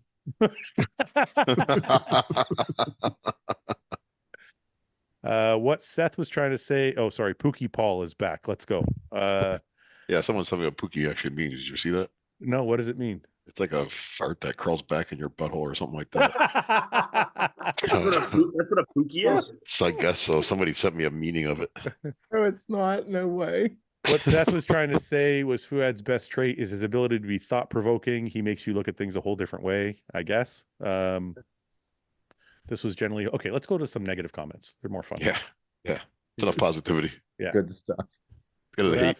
Would absolutely love to see Ivan on the pod. Oh, we sponsored Ivan Bodybuilding. Bro Chat should go to Japan when one of the Grand Sumo tournaments is happening and check out some other massive dudes.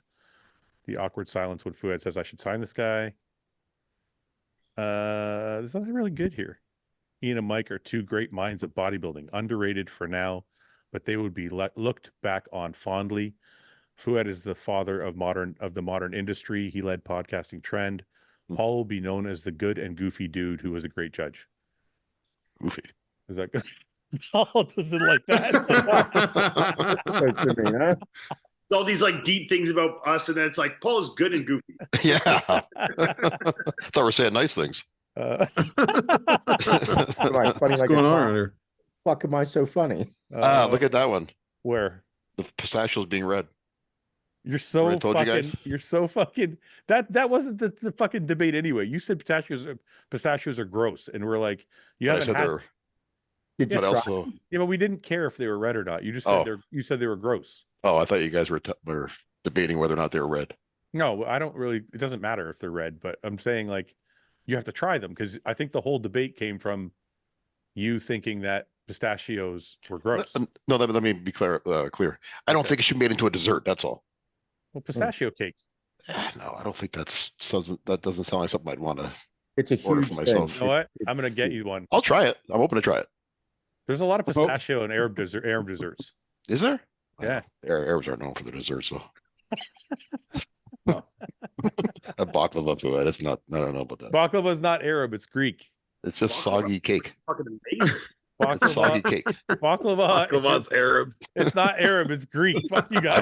I've only seen it at Arabic restaurants. You know what baklava is? They calling it soggy cake. That's what it looks like. That's what it tastes like. It's not soggy; it's crispy. You idiot. Yeah, what the fuck? It's literally crispy as fuck. It's not even remotely soggy. It's like You're thinking of soggy, that but like baklava it's like cheesecake stale. I had. Let's say stale. It's stale. It's got the texture of like It's stale phyllo- brittle. cake. It's very phyllo brittle. pastry. It's like Now we're crispy just cake. choosing S words. Yeah, Paul- you have absolutely no idea what baklava is. I think. I Oh, do. Pull up a picture for Paul so he knows. Okay. Yeah. I don't think he has any idea, to be honest. It's like a tray of soggy pastry. It's not soggy. You It's not soggy at all. Stale. Where are you eating this baklava? Fucking like Because we Zeller? saw baklava cheesecake at, See, there you This Fat is not. Fork. This is not soggy. This is crispy. Literally crispy. Yeah. And this is a layer of honey like on it nut. and It's a stuff? layer of like nuts. Yeah, there's like honey on it too. When I think of crispy, I think of like a crispy cookie. That's not crispy like a cookie. That's like stale. When I was in Turkey, I had like some baklava that I was like, this is literally the best dessert I've ever eaten in my life. Really? These Yeah, are fucking this is pistachio, by the way, right here. This green shit. This is Okay. pistachio. So that's the stuff they sprinkle on the top too? With yeah. the baklava? This is also pistachio. Yeah. Yeah, they're fucking so good. I'll tell you what, if you got a good place somewhere for Ed, I'll try it. Okay. I'm gonna take you for some good Arabic food. Okay. You know what's funny? You shit talk Arabic food, but you order it all the I time. do like Arabic food. I'm talking about Arabic desserts. Okay, I'm gonna thank you for. So you know what? I got some fucking Arabic desserts I know you've never had that you're gonna love. Yeah, Love, really. incredible. Okay, we'll see. Like you guys think you made the fucking cannoli, but you didn't. We did make the. We made the cannoli. You fucked it up. Really? No. My You guys buddy just opened up a chain of Turkish dessert places here in Canada Perfect. called Havachi Ali. Yeah. Oh yeah. That shit's good, man. Have him It's send fucking Paul. awesome. Have him send Paul an assortment. Well, I don't yeah, know I'd any like to other try that. desserts. Sorry, Where's go ahead. other desserts? Here, let's look. Yeah, I don't feel like I'm being. Oops. Oh no, that's wrong. Thank God you guys didn't see that. Turkish delight. Here. All right, let me see. This is cheese. This is Oh, like, I've seen that. That's a dessert though. yeah, it's fucking delicious. Yeah, you gotta try I it. heard it's really good. These are a variety of different. These are all pistachios in here, Paul. All these green things. These are all pistachios. Okay. This is what I wanted you to try, but it doesn't look like the way my mom used to make it. But it's fucking delicious. It's filled with like a gooey creaminess. I can't really describe it. Like a custard. Yeah, kinda. Not really. Similar, I Nuts guess. and cheese. Pancake like dessert. This is I this is think- cheese. This is I the same. saw that on Instagram before. What else have I had here? Oh, this is what I wanted you to have. Okay. Katoyev. This is like the original fucking cannoli. These are little tiny pancakes. Yeah. And they fill them with this like cream filling. I don't know what it's exactly made of. Mhm. And you dip it in like a syrup. They are fucking amazing. Like my mom would make these by hand and I would crush like 40 of them in a sitting. They're like so addictive and so delicious. They look good. I would definitely try them. See that? Oh. That looks like cannolis, like a bad version of cannoli. Yeah, but this is the good version. You guys fucked it. You guys humped it, made it Italian. You guys stole everything. Now show us Sicilian cannoli. B-League cannolis. You Anyway. fucking wops. You fucking wop stole everything and tried to change it. And made it better. Proved it. You did good with some stuff. I'll tell you that. You did good some stuff. You did some stuff really good. Okay, let's do some questions. Can Hunter approve? Oh, you know what we didn't talk about? This is just before we go into this. Where are you guys putting Hunter in your Olympia lineup? Or have we done Olympia predictions already? Yeah, we can't change them, I thought. No, No, we we can said that. No, we said those were going to be allowed to be changed. Oh, Yeah. Oh no. did that program erase them? Oops. That wasn't a good. Oh no. Oh no. Oh no. Okay, moving on to questions. Yeah, We'll do let's, Olympia talk another day. yeah, we're gonna have to do another top 10 because I think I eliminated our first picks. We gotta- They're in the one podcast. Did you not do a save as of that before? I did, and then just forget it.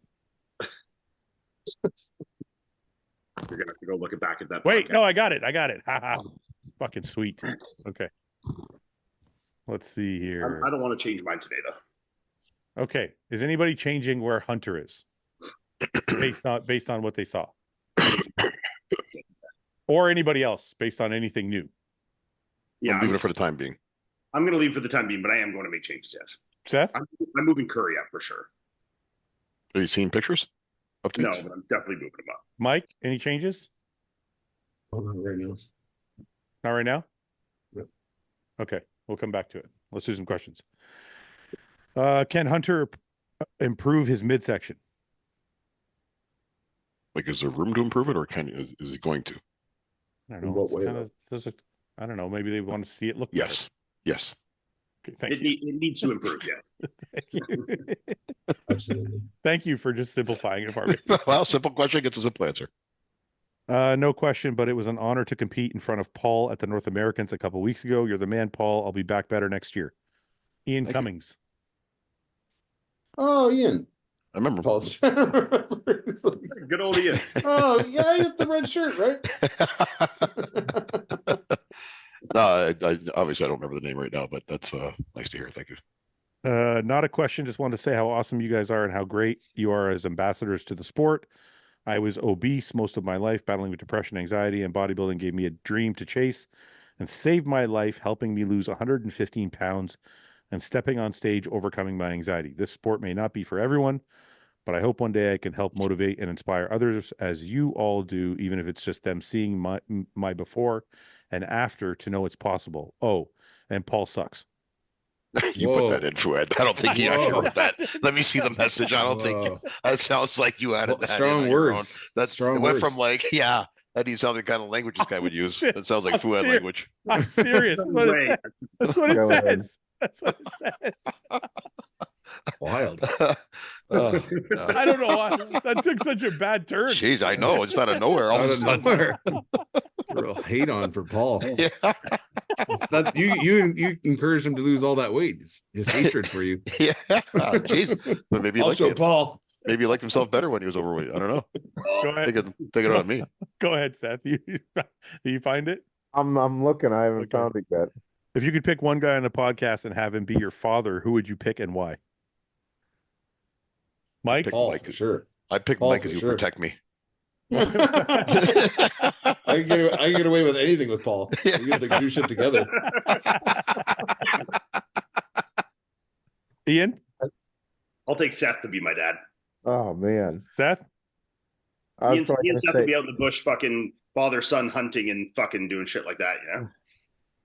Seth? I was going to say Paul for a similar reason that Mike said. We'd probably get away with a bunch of shit. That we shouldn't do. Yeah, we'd have a lot of fun. I'm going with Paul too. I know he has with his kids. We're just gonna fucking You do whatever you want. yeah, I do whatever I want. As long as you love me. The rules whatever are you there want. are no rules. That's right. As long as you love me. Do whatever you want. Yes, this I'll confirm that this says Paul sucks at the end. It does. It really does. Pull this guy's picture up. I want to see this guy. He's got some balls Why on does him. he hate me so He's much? got some balls Straight on up him. his- It doesn't. Who It is this guy? doesn't. It actually says Paul is the goat.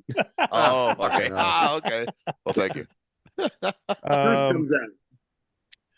okay. Make a short and tall open and let the winners go against each other via the win or for the win. No. What do you think? It's called the Open in the Yeah, I like- 212. I kind of like the idea of a short and tall over the 212. Why don't we just make one class? Agreed. Like Fuck the I 212. Get rid of it. saw Open like up. I recently saw an update or a comparison photo. I know these things aren't accurate, but You know what? Just- Fuck you, Fouad, by the way, because we argued about this like 2 years no, ago. but I We're told like, you. yeah, 212. Wait a second. A year after that, I told you I agreed with you. Okay. We did argue. Okay. We did argue it first. I don't remember that. but- You don't remember that part. We did argue. We did No, I argue. do It. remember you telling me that. You're right. No. We did argue it first, and then I think a few shows went by, and we saw some guys like John Jewett and Kamal and like some. Body, Derek. Like, Yeah, we saw some guy. Well, no, those are obviously the exception, but like we saw a bunch of other people jump in and do well, and I'm like, okay, well, you know what? Well, the point is that the point with them is they're not the exception. They're literally the point of that. Like you can be guys that were 212 or shorter guys, and you could still win the goddamn Olympia. You know? Don't you think Well- you're at a disadvantage though? No, Well, obviously Being a not. If they're smaller the first frame. and second best bodybuilder on the fucking planet right first, now. first and Yeah. second guys are fucking. Well, it depends on 212 where guys. you put that height cutoff at. You know, No, like, but I'm not- saying height obviously doesn't matter because the shorter guys are the guys winning the Olympia right now. but what if you made it like Derek even are both from shorter? the 212. Like, you know, What are like you gonna do? there- Make a class for like 5'2" and under? I was gonna say like maybe 5'5", 5'6" and under, maybe something like that. Or like because- Derek's 5'5". Is he? I don't know. He's 5'5", Probably not 5'6". that sport. He's probably 5'6". He's my height. Yeah, Like I just I think it's fucking stupid. I mean, look. it's I just understand why they have a 212 because 100%. it I brings, agree with that. it's good for the entertainment. It's good to bring in more people into the sport. I get all that, but at the same time, I saw a comparison photo recently of Keon and Derek. Yes, Derek is obviously better, but Keon looks like he could be in the top 8. Like, there's no reason for him not to compete in the Open. He can Antonio literally. just came up. Fucking Derek. All these guys are 212 guys. I mean, Nathan Epler just did the Open Nathan class. Epler, Like, I mean, there's a lot of good 212 guys that have had a humongous impact, all the way up to 2 of them winning the Olympia as the last 2 reigning champions. You know, I actually now believe it's more of a hindrance to people because it keeps them there. Like, you have no ambition to get. they're always pushing down. Yeah, Yeah, if you're a 210, if you're a 210-pound guy, you're done. That's it. You're finished. You can't get any bigger. You can't do anything. You're like, this is all I can do is refine my physique. Unless you go to open. Yeah. Okay, now if you didn't have a 212 class, that 210 guy is probably going to get up to 230. Who can you think of a 230 that's awesome? Like look at Ronnie Raquel. Yeah. Ronnie Raquel, amazing bodybuilder. He was right in that middle ground between 220 and 235, maybe a little bigger, I don't know. Dexter Jackson. Amazing. Yeah, that's what I was thinking, yeah. Dexter Jackson, 230 at his best, probably. Flex Wheeler, fucking Martin. like Martin. Martin's probably going to be 235, 240. Like it's like these guys can all, and I'm not saying you should put on the size if you don't want to, but it's almost like it's being proven that it's not necessary. I don't know. They might not win the big shows, but they are winning the big shows. Do you think that They're literally winning the big shows? Yeah. Do you think that the 212 as a stepping stone for those guys plays the role of like the popularity, the stepping stone, like how they came up? Do you think that they wouldn't have gained the size as well, like the like, you know, how we discuss about the overall thickness? If you just get bigger, the waist doesn't stay tight. Like, do you think that the stepping stone of the 212 has played a role for them? I think you're right in that it's gained them a lot of popularity because they're like, because I think they get a lot of credit from the bodybuilding community for going, you know what, he was a 212 and he's taking a chance. And I think the bodybuilding community gives that person a pat on the back. So I think they do get a push that way. And I'm not against that. Maybe they do a thing where they're like, hey, you know what, we have a 212, but it's a 2-year limit. No, I mean, because it's not, it's a fun class to have for the entertainment value and dragging people in. But I'm more or less thinking just from the question standpoint, do you think that Derek and Hottie would have kept their waists in the same way they did? They would have kept themselves in the same check of just the overall symmetry and the taper that they have if 212 didn't exist. I think so. You think so? I think so because of the. No, all I was going to say is I think so because of the time that we live in. Go ahead, Ian. Sorry. Yeah, but I agree that during their 212 time, but once they make the switch to open, they start pushing the size, then it wouldn't make a difference either way, in my opinion. So, you know, like once they start trying to be 230 or 240, they're going to end up in the same place as if they had just started from the open 5 years earlier. Like it's not really going to make a difference, in my opinion. So I think, yeah, you're going to obviously maintain a better, tighter waistline when you're doing the 212 because someone like Derek, that is small for him naturally. So he is sucking down, eating less food. I definitely agree. And like why you see so many good waistlines in Classic, because they do have to make a cutoff. But I think it's just going to be guys with good waist generally keep the good waist. You know, I think it doesn't, like my waist never changed in my career. And I think some of these guys, it doesn't as well. I think, you know, other guys have issues, but I don't think it would make a big difference. I think the time we live in now, Seth, I think there's such a high value and a currency placed on a good waistline that I don't think anybody, like it's not like the early 2000s when we competed. I don't think anybody is coming into the league now without being very conscious of what their waist looks like. Because if you think about it, having a thick waist was kind of almost a standard back in the day. Like in my era, not that everybody did, but they weren't like tiny waists. And now when you look at it, somebody has a thick waist, they're almost the odd man out nowadays. Yeah. Like most guys have a pretty good waistline now. It's very, very rare to see like a bubble gut, for lack of a better term. True. Rank the best to worst pizza. Domino's. Out of what? Oh. Domino's, Pizza, Papa John's, Little Caesars, Pizza Hut. Do it again. Domino's, Pizza, Papa John's, Little Caesars, Pizza Hut. Pizza Hut's worst. Papa John's is probably top for me. I've only had Papa John's twice. It was pretty good. I would delicious. I would tie that with Domino's myself, personally. Yeah, pizza's too hit and miss. People in the States will know what we're talking about, but don't know what that is. I would go Papa John's, Domino's. Pizza's like we have Domino's up here, but it's like Domino's in the States. Yeah, we have Domino's too, but they didn't have that for a while. We have pizza. I would put Pizza Hut last with Paul. I'm in Paul's camp there. Never gonna do Pizza Hut. I haven't had dough. Yeah. So I don't. You haven't had what, Ian? I haven't had 4 to 5 of those in like over 15 years, so I don't know. Yeah, I haven't had Little Caesars in a long time. I'm just going by memory. I've only had pizza on that list in probably the last 15 years. Yeah. Yeah, you're not a pizza guy. Seth, are you a pizza guy? I I mean, if I like, was going to get pizza, I wouldn't get that kind of pizza, though. No. Yeah, I know. yeah, I Seth- love pizza. I don't eat it often because it just wrecks my belly. Yeah. I Yeah, love it. you're a healthy guy. I don't like that. No, the cheese, like if a place uses good quality cheese, I'll be okay for like a couple pieces. But if I go eat some shit, like I like pizza, I like Domino's. Like if I was, back in the day when I was, a little sauced up, it would 2 pieces would wreck my belly. You know what I find is a contradiction with you? You're so wild, yet so not wild when it comes to like eating and shit like that. This is just as of recent because, dude, I hate my belly hurting, dude. I fucking hate it. Yeah, I know. I hate it. Yeah. Like, You got a lot of stomach, like digestion issues if you eat bad. Mhm. Yeah. Yeah, I haven't reached that point yet. I'm still like, I'll deal with the stomach ache tomorrow.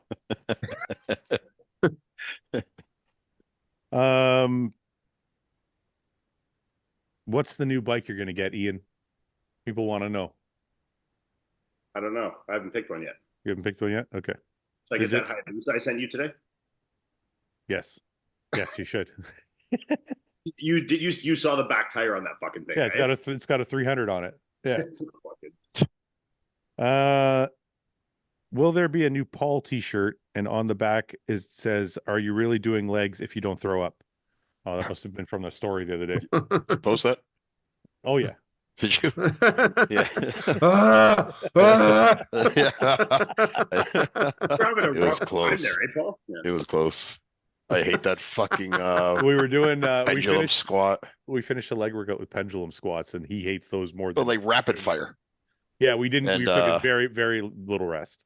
What I hate about that thing is you gotta like pretty much do like a static hold to get out of it when you've already almost reached failure, I don't find it Fucking that hate that hard. I machine. don't find it that hard to get in and out of. I don't know why No? you're like, no. I don't know. Maybe it's my lack of flexibility. I have a hell of a time getting it out of that thing. Ian's confused. I don't understand. No. Like when you hook have to it crouch to get down out. to hook it. Yeah. So You have like, to and be in it's like like, a quarter squat. yeah, even more so maybe. And like you're already like your legs are already burning, you're exhausted, and then you got to like do like a static hold to get out of it. Okay. Not really. You kind of rack it and just step out. I just rack and just drop under you. That's a I big kind of drop like for Paul. I got like I'm like 90 degrees when I get out, and then I got to kind of like crab walk out of it. Nice. Paul, you're the fucking best. I hate it. You're the good goofy dude. That's not. Yeah. Yeah. You're so goofy. This is okay. This is kind of important. Serious one. No, not like No. not a gay one. Just a serious one. What supplements are you taking for health right now? I'm curious. 'Cause Ian and Seth probably Everything. Actually, Mike, you're probably on that bandwagon now too, right? So Yeah. well, just give me some staples. We don't want to go down like a 40 fucking vitamin list. We just want staples. What would you say are the most important? Like fish oil, probably the top, or Fiber. one of the To me, top. is the most important supplement. Yeah. Okay, so fish oil, Big fish oil guy here. a good multi. Fiber. I don't take multis. Can we just leave fiber out for a minute? We're not talking about It's your important. We're not talking about your 55-year-old shits. Just give us a minute. It's stupid. I took an impressive dump yesterday. I wanted to send you guys a picture. He's still taking fiber. Don't send me, please don't send me pictures of your dumps. I can't handle Now I'm Fouad going hates to. that. Now I'm going to. That's the You one thing. shouldn't have said Fouad- anything because I wouldn't have. it. Okay. Fish oil, a good multi. Come on, let's do at least 5. Give me a few more. Yeah. Vitamin D3 and K2, I think, are super important. Agree. Yeah. I take a greens powder every day. I like nattokinase. Nattokinase. Sure. Nattokinase is good. NAC. Greens powder is good. NAC. Vitamin D. Citrus bergamot's good for cholesterol. If you're having liver stuff. I mean, I'm big on like the blend kind of products that get a bunch of these in it. But I mean, if you're gonna fire them off all one by one, yeah. Seth, do you have any?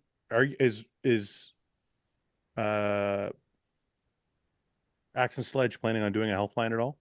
We have multi plus, heart plus, liver plus. So you have some blends. Yeah, blends. Yeah. Okay. Are you going to build that out any further? Or is that all you guys are doing right now? So the omegas are big too, but not. I mean, honestly, looking at it from an overall standpoint, health is the first thing to slip within sales whenever, Oh yeah. Like that's just the last thing. That's the last thing people are going to spend $50+ for on a Which bottle. is it's crazy funny, to eh? think about, right? Yeah. I mean, and that's what I mean. Like whenever we're going through, I'm like, oh, a liver product is great, because I always took a liver product. But whenever you start cresting a liver product of $50, like that's when people are like, Fuck, that's too much. Yeah. Well, this is, I think that, what I think the biggest problem is with the health line or health lines in general is people don't understand the difference between vitamin C and vitamin C, right? So they say like, let's say Jameson, I don't know if you guys have Jameson in the US, but Jameson is a big vitamin manufacturer over here. So let's say Jameson has a vitamin C, and then like Life Extensions has a vitamin C, or Thorne has a vitamin C. Those two vitamin C's are probably not equal in sourcing and manufacturing, but nobody knows that. There's no education on why, where, what's different about it. So people are like, well, I'll just buy the fucking $10 vitamin C. Why am I going to spend $50 on the vitamin C or the $10 liver You need support? to be careful too, though, because some of these fancy brands are still just using fucking ascorbic acid the same as everybody No. else. I'm not saying it's vitamins. I'm just using vitamin C as like just an example. I'm not saying vitamin C is, but no, I agree with you. But it's true. Like Seth, you're in the manufacturing space. You know that one ingredient is not the same across the board. no. And I mean, that's choosing a good manufacturer. But what, the overall point of things is like, we like having these things. I like having them in there because I use them. Right. But then like companies like Revive, they do a great job with what they've been building, because they become somewhat of the standard within it.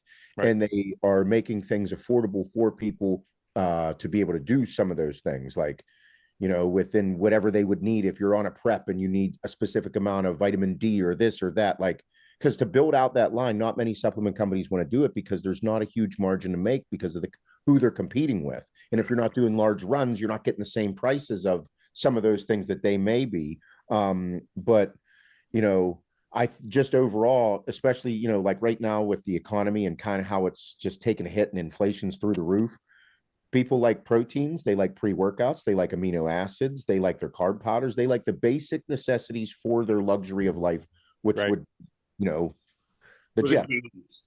Yeah. That For the being said, I think it's a different market, and I'll tell you why. Because I think we're going to build out like a full line, and it's a completely different market. Like if you do, like you said, some people are there. For some people, their essentials are protein, pre-workout, EAAs, right? That's probably our market, which is like not just me, but our market as like hardcore bodybuilding companies. Yes. But then if you go to one or two rungs of the circle outward, you get to people like my brother who work out, but don't necessarily use pre-workout, but have every fucking vitamin under the sun in their cupboard. Right. So it's like, it's kind of increasing that circle size to not just the hardcore bodybuilder, where the necessity is not pre-workout. The necessity is the heart health product. Yeah, I mean, realistically, it should be a necessity for the bodybuilder. Like with what we're doing to yourself, like bodybuilders do to themselves, these products should be essentials, but I also understand that they're not. Right. So, from a brand perspective, you obviously need to market outside of that. And like Seth said, I think that's what Revive has done very well, is they've kind of not just focused their marketing around like the bodybuilding world for that. They've kind of gone one or two rungs out, like you said, Right. People that are like into fitness, but are very health conscious, that aren't necessarily the competitive bodybuilders, but the competitive bodybuilders know about the brand and know that these products and these blends and all these things are there for them as well. But they're not the ones you need to really market to in that essence, Look for Hostile Health Line 2025. Revive Cody. I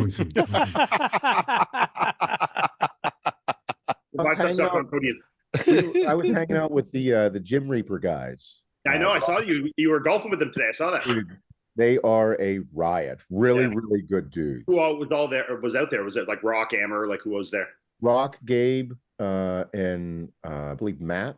Yeah. Okay. Yeah. Rock's a good dude. They're all good dudes. We were having a blast. Riot. All right. Question. If you could make $1 million by letting Fouad teabag you for 5-second intervals, how many millions are you walking away with, and why would Iain become a billionaire? I was going to say unlimited. I would literally just keep going forever.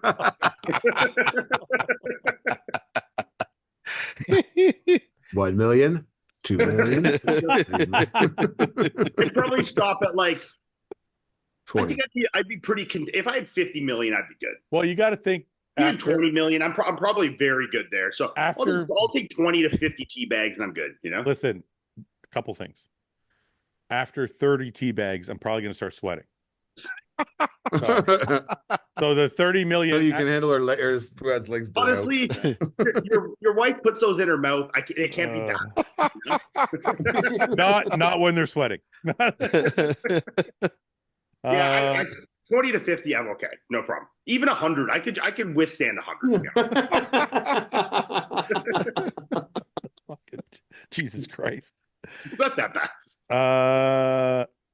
I hate when this thing goes around in circles. What are your thoughts on getting your life in order, money, job, car paid, buying a house, etc., before seriously pursuing bodybuilding with drugs and competing? That's a big one. That's a tough one. That's So Gonna. they're saying, should I get my life in order before I pursue bodybuilding? Yeah, that's a the tough thing. Go ahead. No, go ahead, Ian. It's fine. The tough thing with that is like the concept of getting your life in order is so forever changing and evolving. Like what I considered getting my life in order at 18, I surpassed 20 years ago or 10 years ago, and I still don't think I have my life in order.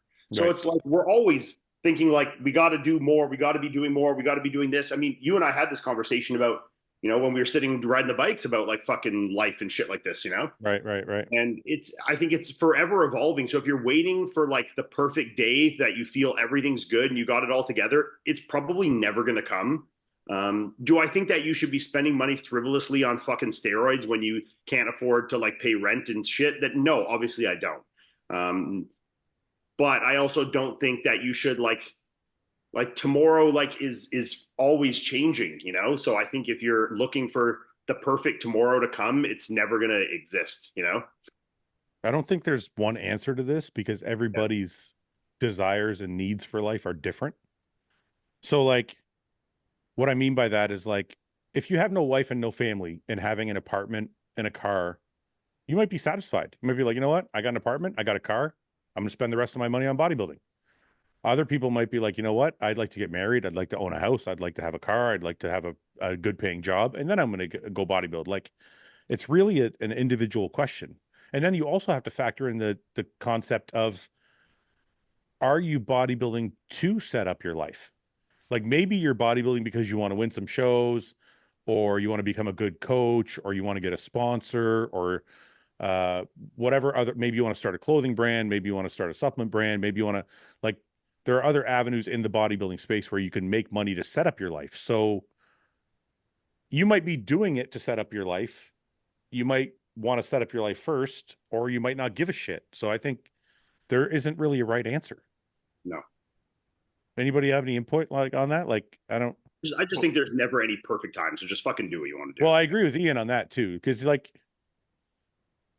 you both made incredible points right now.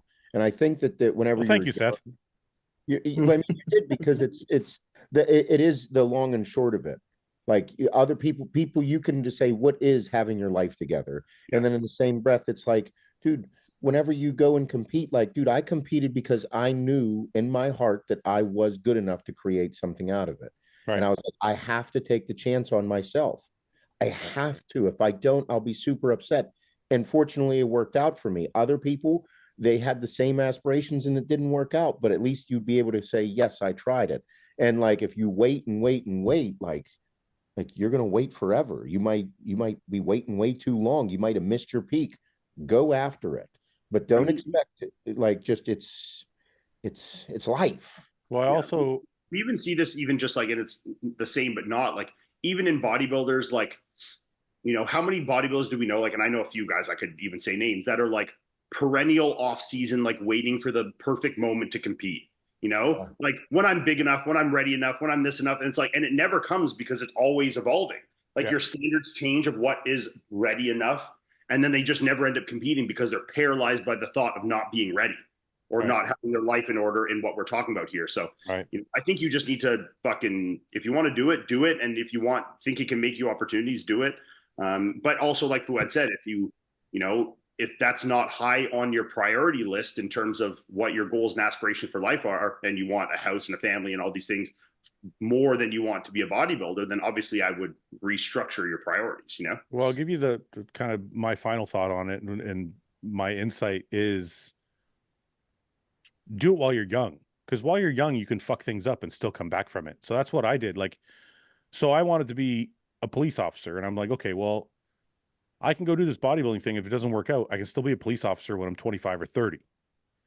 And then it worked out. So it's like, if you're going to depend, it also depends how old you are. Because if you're 20, then you have time to fuck things up and still kind of get your life together afterwards. If you're 40, you know, it depends what your aspirations for like your life are. So I think if you're a young person, go after your fucking dreams while you can. And then if they don't pan out, you still have your whole life ahead of you. Mike, you seem I like also you understand, like as a young person and you're pursuing bodybuilding, it does not need to take up all your time. So it's not like you're, oh, I can't do nothing, I even train every day. I'm 18, 19 years old. It's like fucking train and go work and do it, like go to school, earn a living, get a degree, whatever it is. Like this is not like a full-time fucking job, guys, unless you're getting to like Olympia level status, like, and you're not there yet. So do yourself and set yourself up to be successful and have a fucking job and have something to like fall back upon that actually supports what you like to do, instead of being like, oh, if this doesn't work out. Yeah. It's like I trained a kid like a few weeks ago. He told me he had this like great job. He was a union job. He was like basically set for life. He's a young kid. And he's like, yeah, I quit because I just want to pursue bodybuilding. And I'm like, you could have done both, right? Like, Right. You didn't have to be one or the other. Right. What are you doing all day? Well, are you training 18 hours a day? I was still working jobs until I was making enough money from bodybuilding not to work jobs. Yeah, it's funny you said that, because John was working at the bank, and he was pretty high level executive at the bank while trying to get his pro card. And then he got his pro card after he quit the bank, but he still had a full-time coaching job. He had Mountain Dog, he had the website, he had to run the website, he was doing programs, he was training clients. Like, he had a built out coaching business with coaches working under him as well, while getting his pro card, while competing as a pro. So yeah, I mean, Mike, you make an awesome point. You don't just have to be a bodybuilder and then sit on your ass like me and Ian did the rest of the day. Well, I mean, it's fucking, if that's what you aspire to be able to do, then that all the power to you. But there's an understanding for the majority of people that that's not going to be happening for a while, if it does ever happen. We were able to do that because we were making enough money from being good enough bodybuilders to do that, you know? Right. Yeah. Right. Biggest binge eat you did during a prep, how many calories, or explain the meal and foods you had, mainly for Fouad, as Ian would never cheat. Okay. Literally never done this in my life. I've no idea. Fuck off. I did not cheat as a bodybuilder unless I was told to. Okay. Like, we just get that clear, please. I was very militant. Told to by the voices in my head. No. Do it, eat it, do it. No, listen, honest to God, I want to be very, very clear about this, because we joke around on the podcast. I love fucking food, but when I was prepping for a show, I was the guy who would shave a couple grams off my meals to get in shape. I wasn't the guy who was like trying to have an extra teaspoon of peanut butter. So I just want to make that perfectly clear. I know we like to fuck around, but I took my bodybuilding career very seriously. I can't recall my biggest binge, but they were pretty disgusting, because Chad didn't do binge meals. He did binge days. So they got like really fucking out of hand. Like, yeah, it was. I remember I had one where I went to a all-you-can-eat sushi spot with a couple. Like, it was me, Melissa, Chris, and then the Dylan that used to live with me, my buddy Dustin, and all of us went there, and we must have eaten like, fuck, man, we were there for like 3 or 4 hours eating sushi and like hundreds of rolls, and then at the end of it, for some reason, I had the idea to just order. I think I ordered like just 10 or 15 of every dessert on the menu, like not really realizing how many there were. And then they came out with like fucking platters of desserts and like placed them on the table. And then I I don't know if it's like this in all places, but it's kind of like if you don't eat it, you pay for it kind of thing, you know? Yeah, yeah.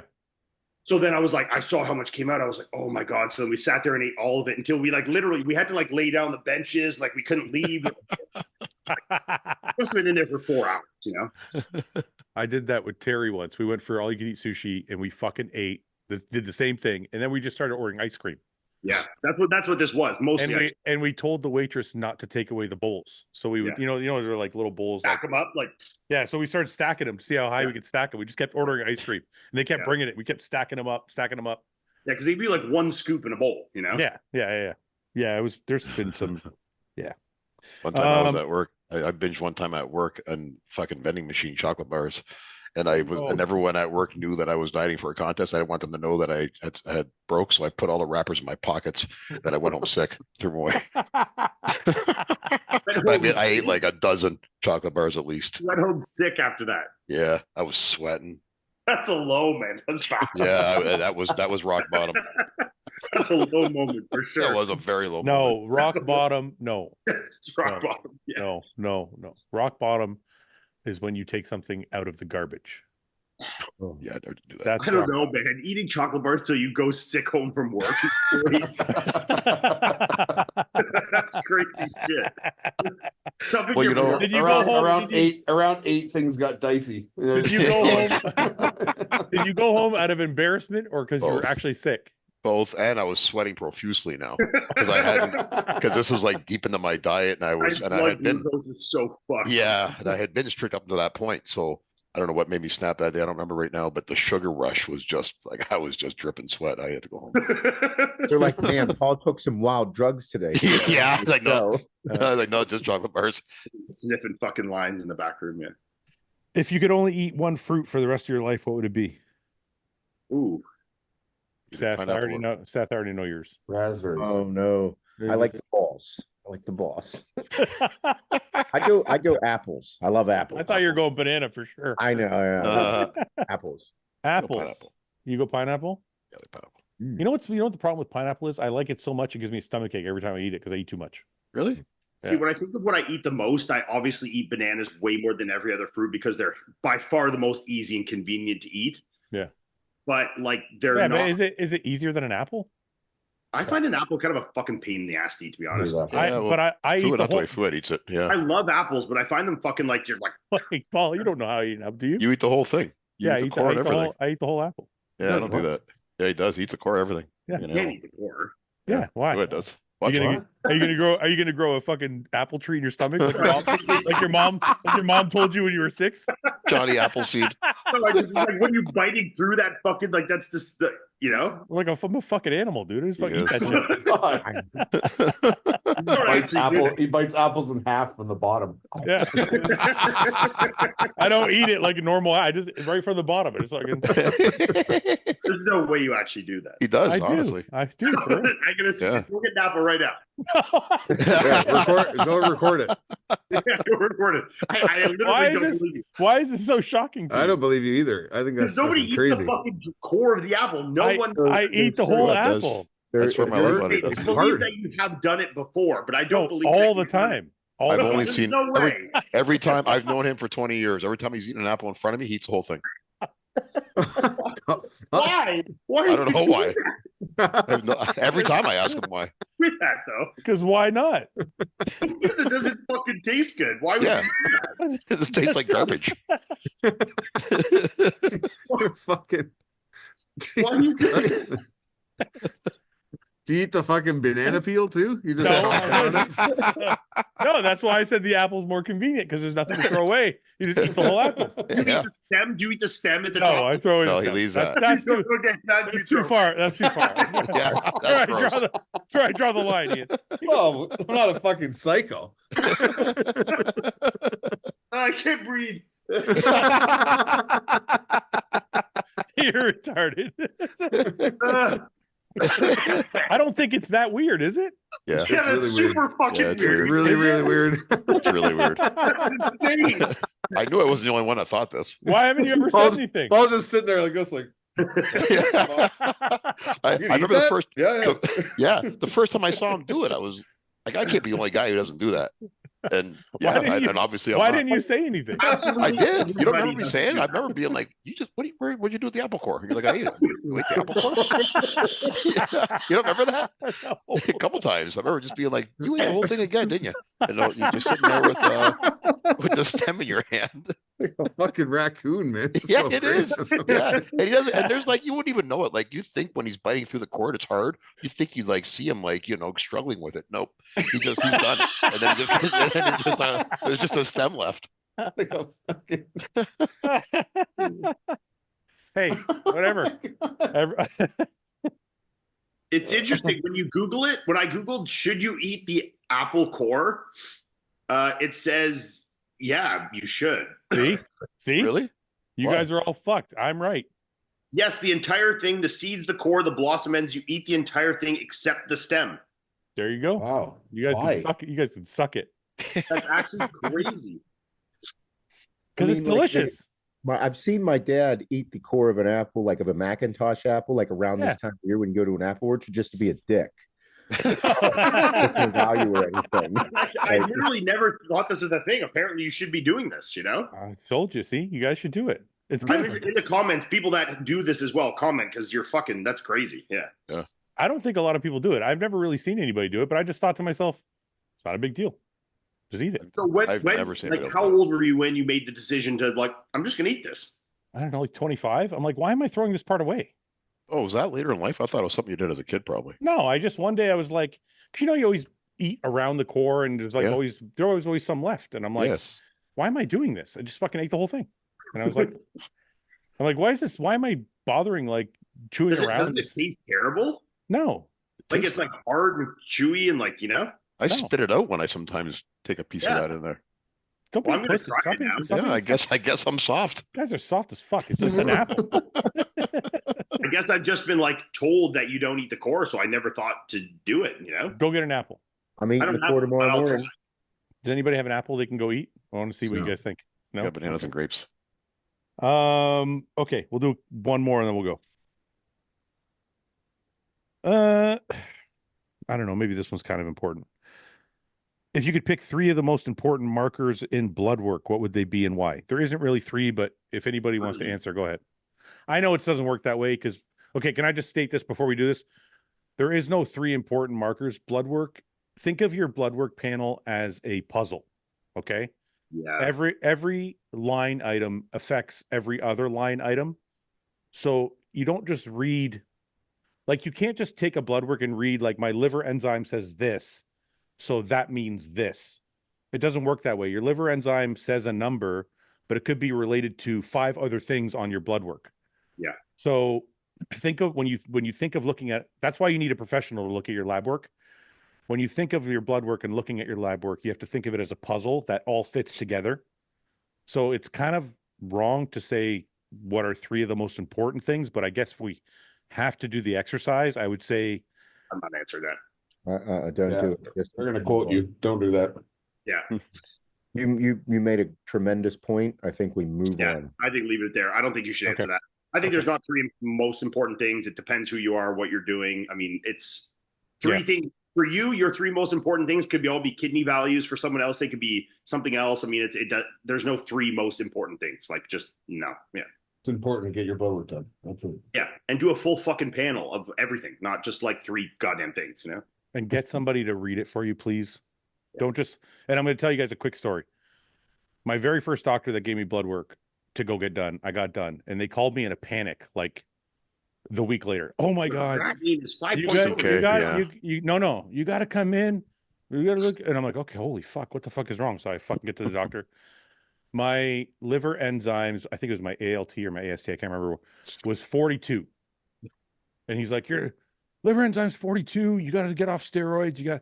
I'm like, okay, what's normal? He's like 40. This is way above. I'm like, I don't know. At the time, I didn't know like how much 1 point meant.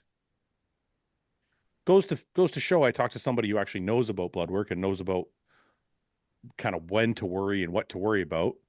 That 42 is still fucking normal. And you don't really have to worry until you get to 80, 100, or depending on the other numbers on your blood work. So it's like, Yeah. Co-factors, yeah, you need to talk to somebody who knows how to read blood work before you panic about anything that's on your blood work. Just I a had a, separate. I had a point. doctor tell me because of my elevated creatine kinase that I either was on the verge of a heart attack or I'd already had one and I didn't know it. Yeah, or you trained legs the day before, and it's Yeah, right. Yeah, or I work out every day with a pro bodybuilder. Especially for bodybuilders, CK can be like such a wildly ridiculous.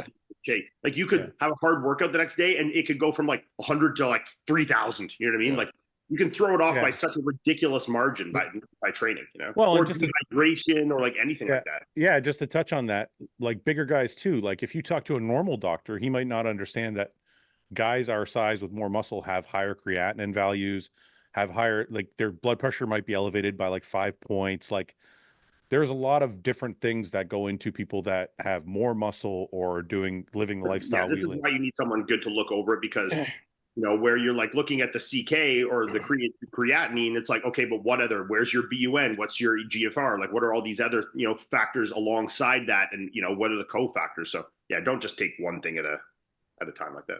Okay. Last question. Would you rather have no Wi-Fi or no heating at all for 2 months during the winter? No Wi-Fi for sure. I don't care about having Wi-Fi.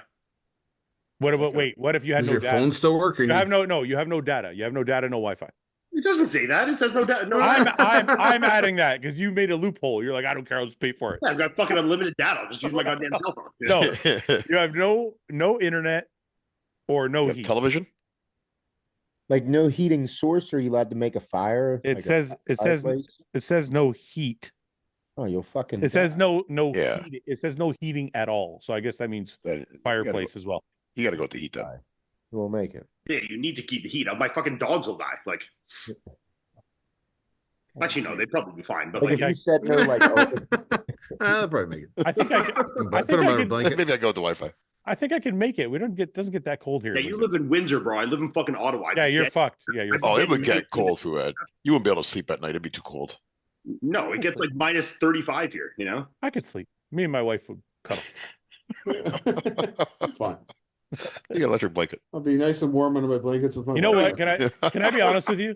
Can't use the electric blanket. That's heating. Can I be honest with that's you right. though? Life might actually be pretty fucking amazing with no internet for 2 months. I know. Sure. I know. I think it would suck for the first week or so, and then you get used to it and you'd be happier. It's like I told you, Paul. Some days I'll forget my phone like upstairs, and I'm too lazy to go up and get it, and I won't have it on me for like 2 or 3 hours. Sometimes those are like the best 2 or 3 hours of the day. Yep. I'm not on Instagram, I'm not on fucking anything. I'm not checking sales. I'm not doing this. I'm not doing that. I'm just sitting like we did 20 years ago with no fucking shit in our hands. Yep. Yeah. Yeah, I'd go with the fucking heat. Fuck the internet. Yeah. But then again, Go back to listen then to the we radio. then we couldn't do the podcast. Well, then we'd have to Yeah, we just go to actually have Starbucks. get We'd all go to together in Starbucks. person. Yeah. Yeah, we'd have to get together every week and videotape it. Or we could do it on the radio. Have a phone call. Imagine this is a radio show. That would be hilarious. I listen to this one radio show every morning. It's out of Detroit. I fucking love these guys. They're great. Does anyone else still listen to the radio other than Paul? Dude, I did this. I weekend listen to for the music. first time. I On listen the to- radio? You guys, not I listen to the radio every day. You guys listen to radio at all? I haven't turned on the radio in probably half a decade. Really? I I'm listen with to it every Ian. day. I'm with Ian on that. Yeah, you don't either, do you? Fouad? Every I time in your was, car, it's always soundtracks. I was working in the yard on Sunday, and then I wanted to listen to the Steeler game, so I put my headphones on and put on DVE where the Steeler game is. I loved it. It was great. It was fun, but I heard the same motherfucking ad for Oh, yeah. Ford trucks Yeah. That's a drawback, yeah. legitimately 45, 50 times. It Yeah. was insane. I was Yeah, like, like, "Oh, if I'm driving Remember- somewhere, anywhere, I'm putting on like either a podcast or I don't really listen to music much when I drive, but I'm putting on at least something to listen to that's not the radio. Yeah. You know, Yeah. I hate working day shift, but the only thing I like about it is I get to listen to this one radio show every morning out of Detroit because they start at like 5 in the morning, they go to like 10:30, and they're hilarious. You guys should give them a chance. I don't think I could do that, Paul. I think you'd like these guys. These guys are hilarious. I know who they are. Dave and Chuck the Freak. Yeah. Yeah, I don't know. I just don't find it interesting. Why are you laughing, Ian? It's just like, them. It's so funny. Well, because we're from here, right? So like this one radio. But they don't do like Paul local was stuff. saying it as if it was some like hidden treasure and you just like knew immediately, Oh yeah, yeah. Well, I think everybody from Windsor kind of knows about it, but Anyway, it's a great show. I Yeah, wonder if anyway. I wonder if that's because you're older. I don't know. Maybe it is. I don't know. I wonder what their viewership or their whatever listening. Do you still read the paper? No, I don't anymore. Although I would prefer to. I don't even know how you get it anymore. I never see them anymore. Ian's getting a kick out of this. I love the newspaper. I used to love reading the newspaper. I never ever read the newspaper. No, I used to read like 2 or 3 I had different like ones. fumbling with it. You're fucking 2 or 3 fumbling. different ones. I read the National Post, the Windsor Star, sometimes the Globe and Mail. Paul's Dear God. Paul's a very well-read individual. I That's am why very well- that's thank you why for he that. knows so much about nothing. Exactly. That's why I know all this stuff that will never help me in life.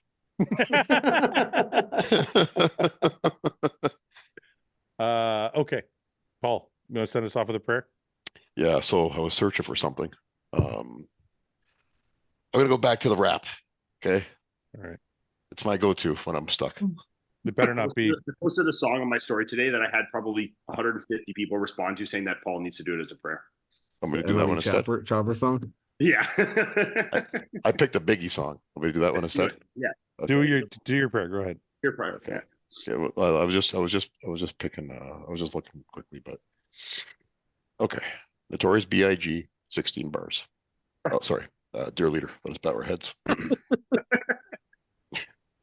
Dear Biggie. Dear Biggie, I'm pressing hard. I'm leaving creases, cutting up bodies and talking to the pieces. If there's beef, I'm eating meatless.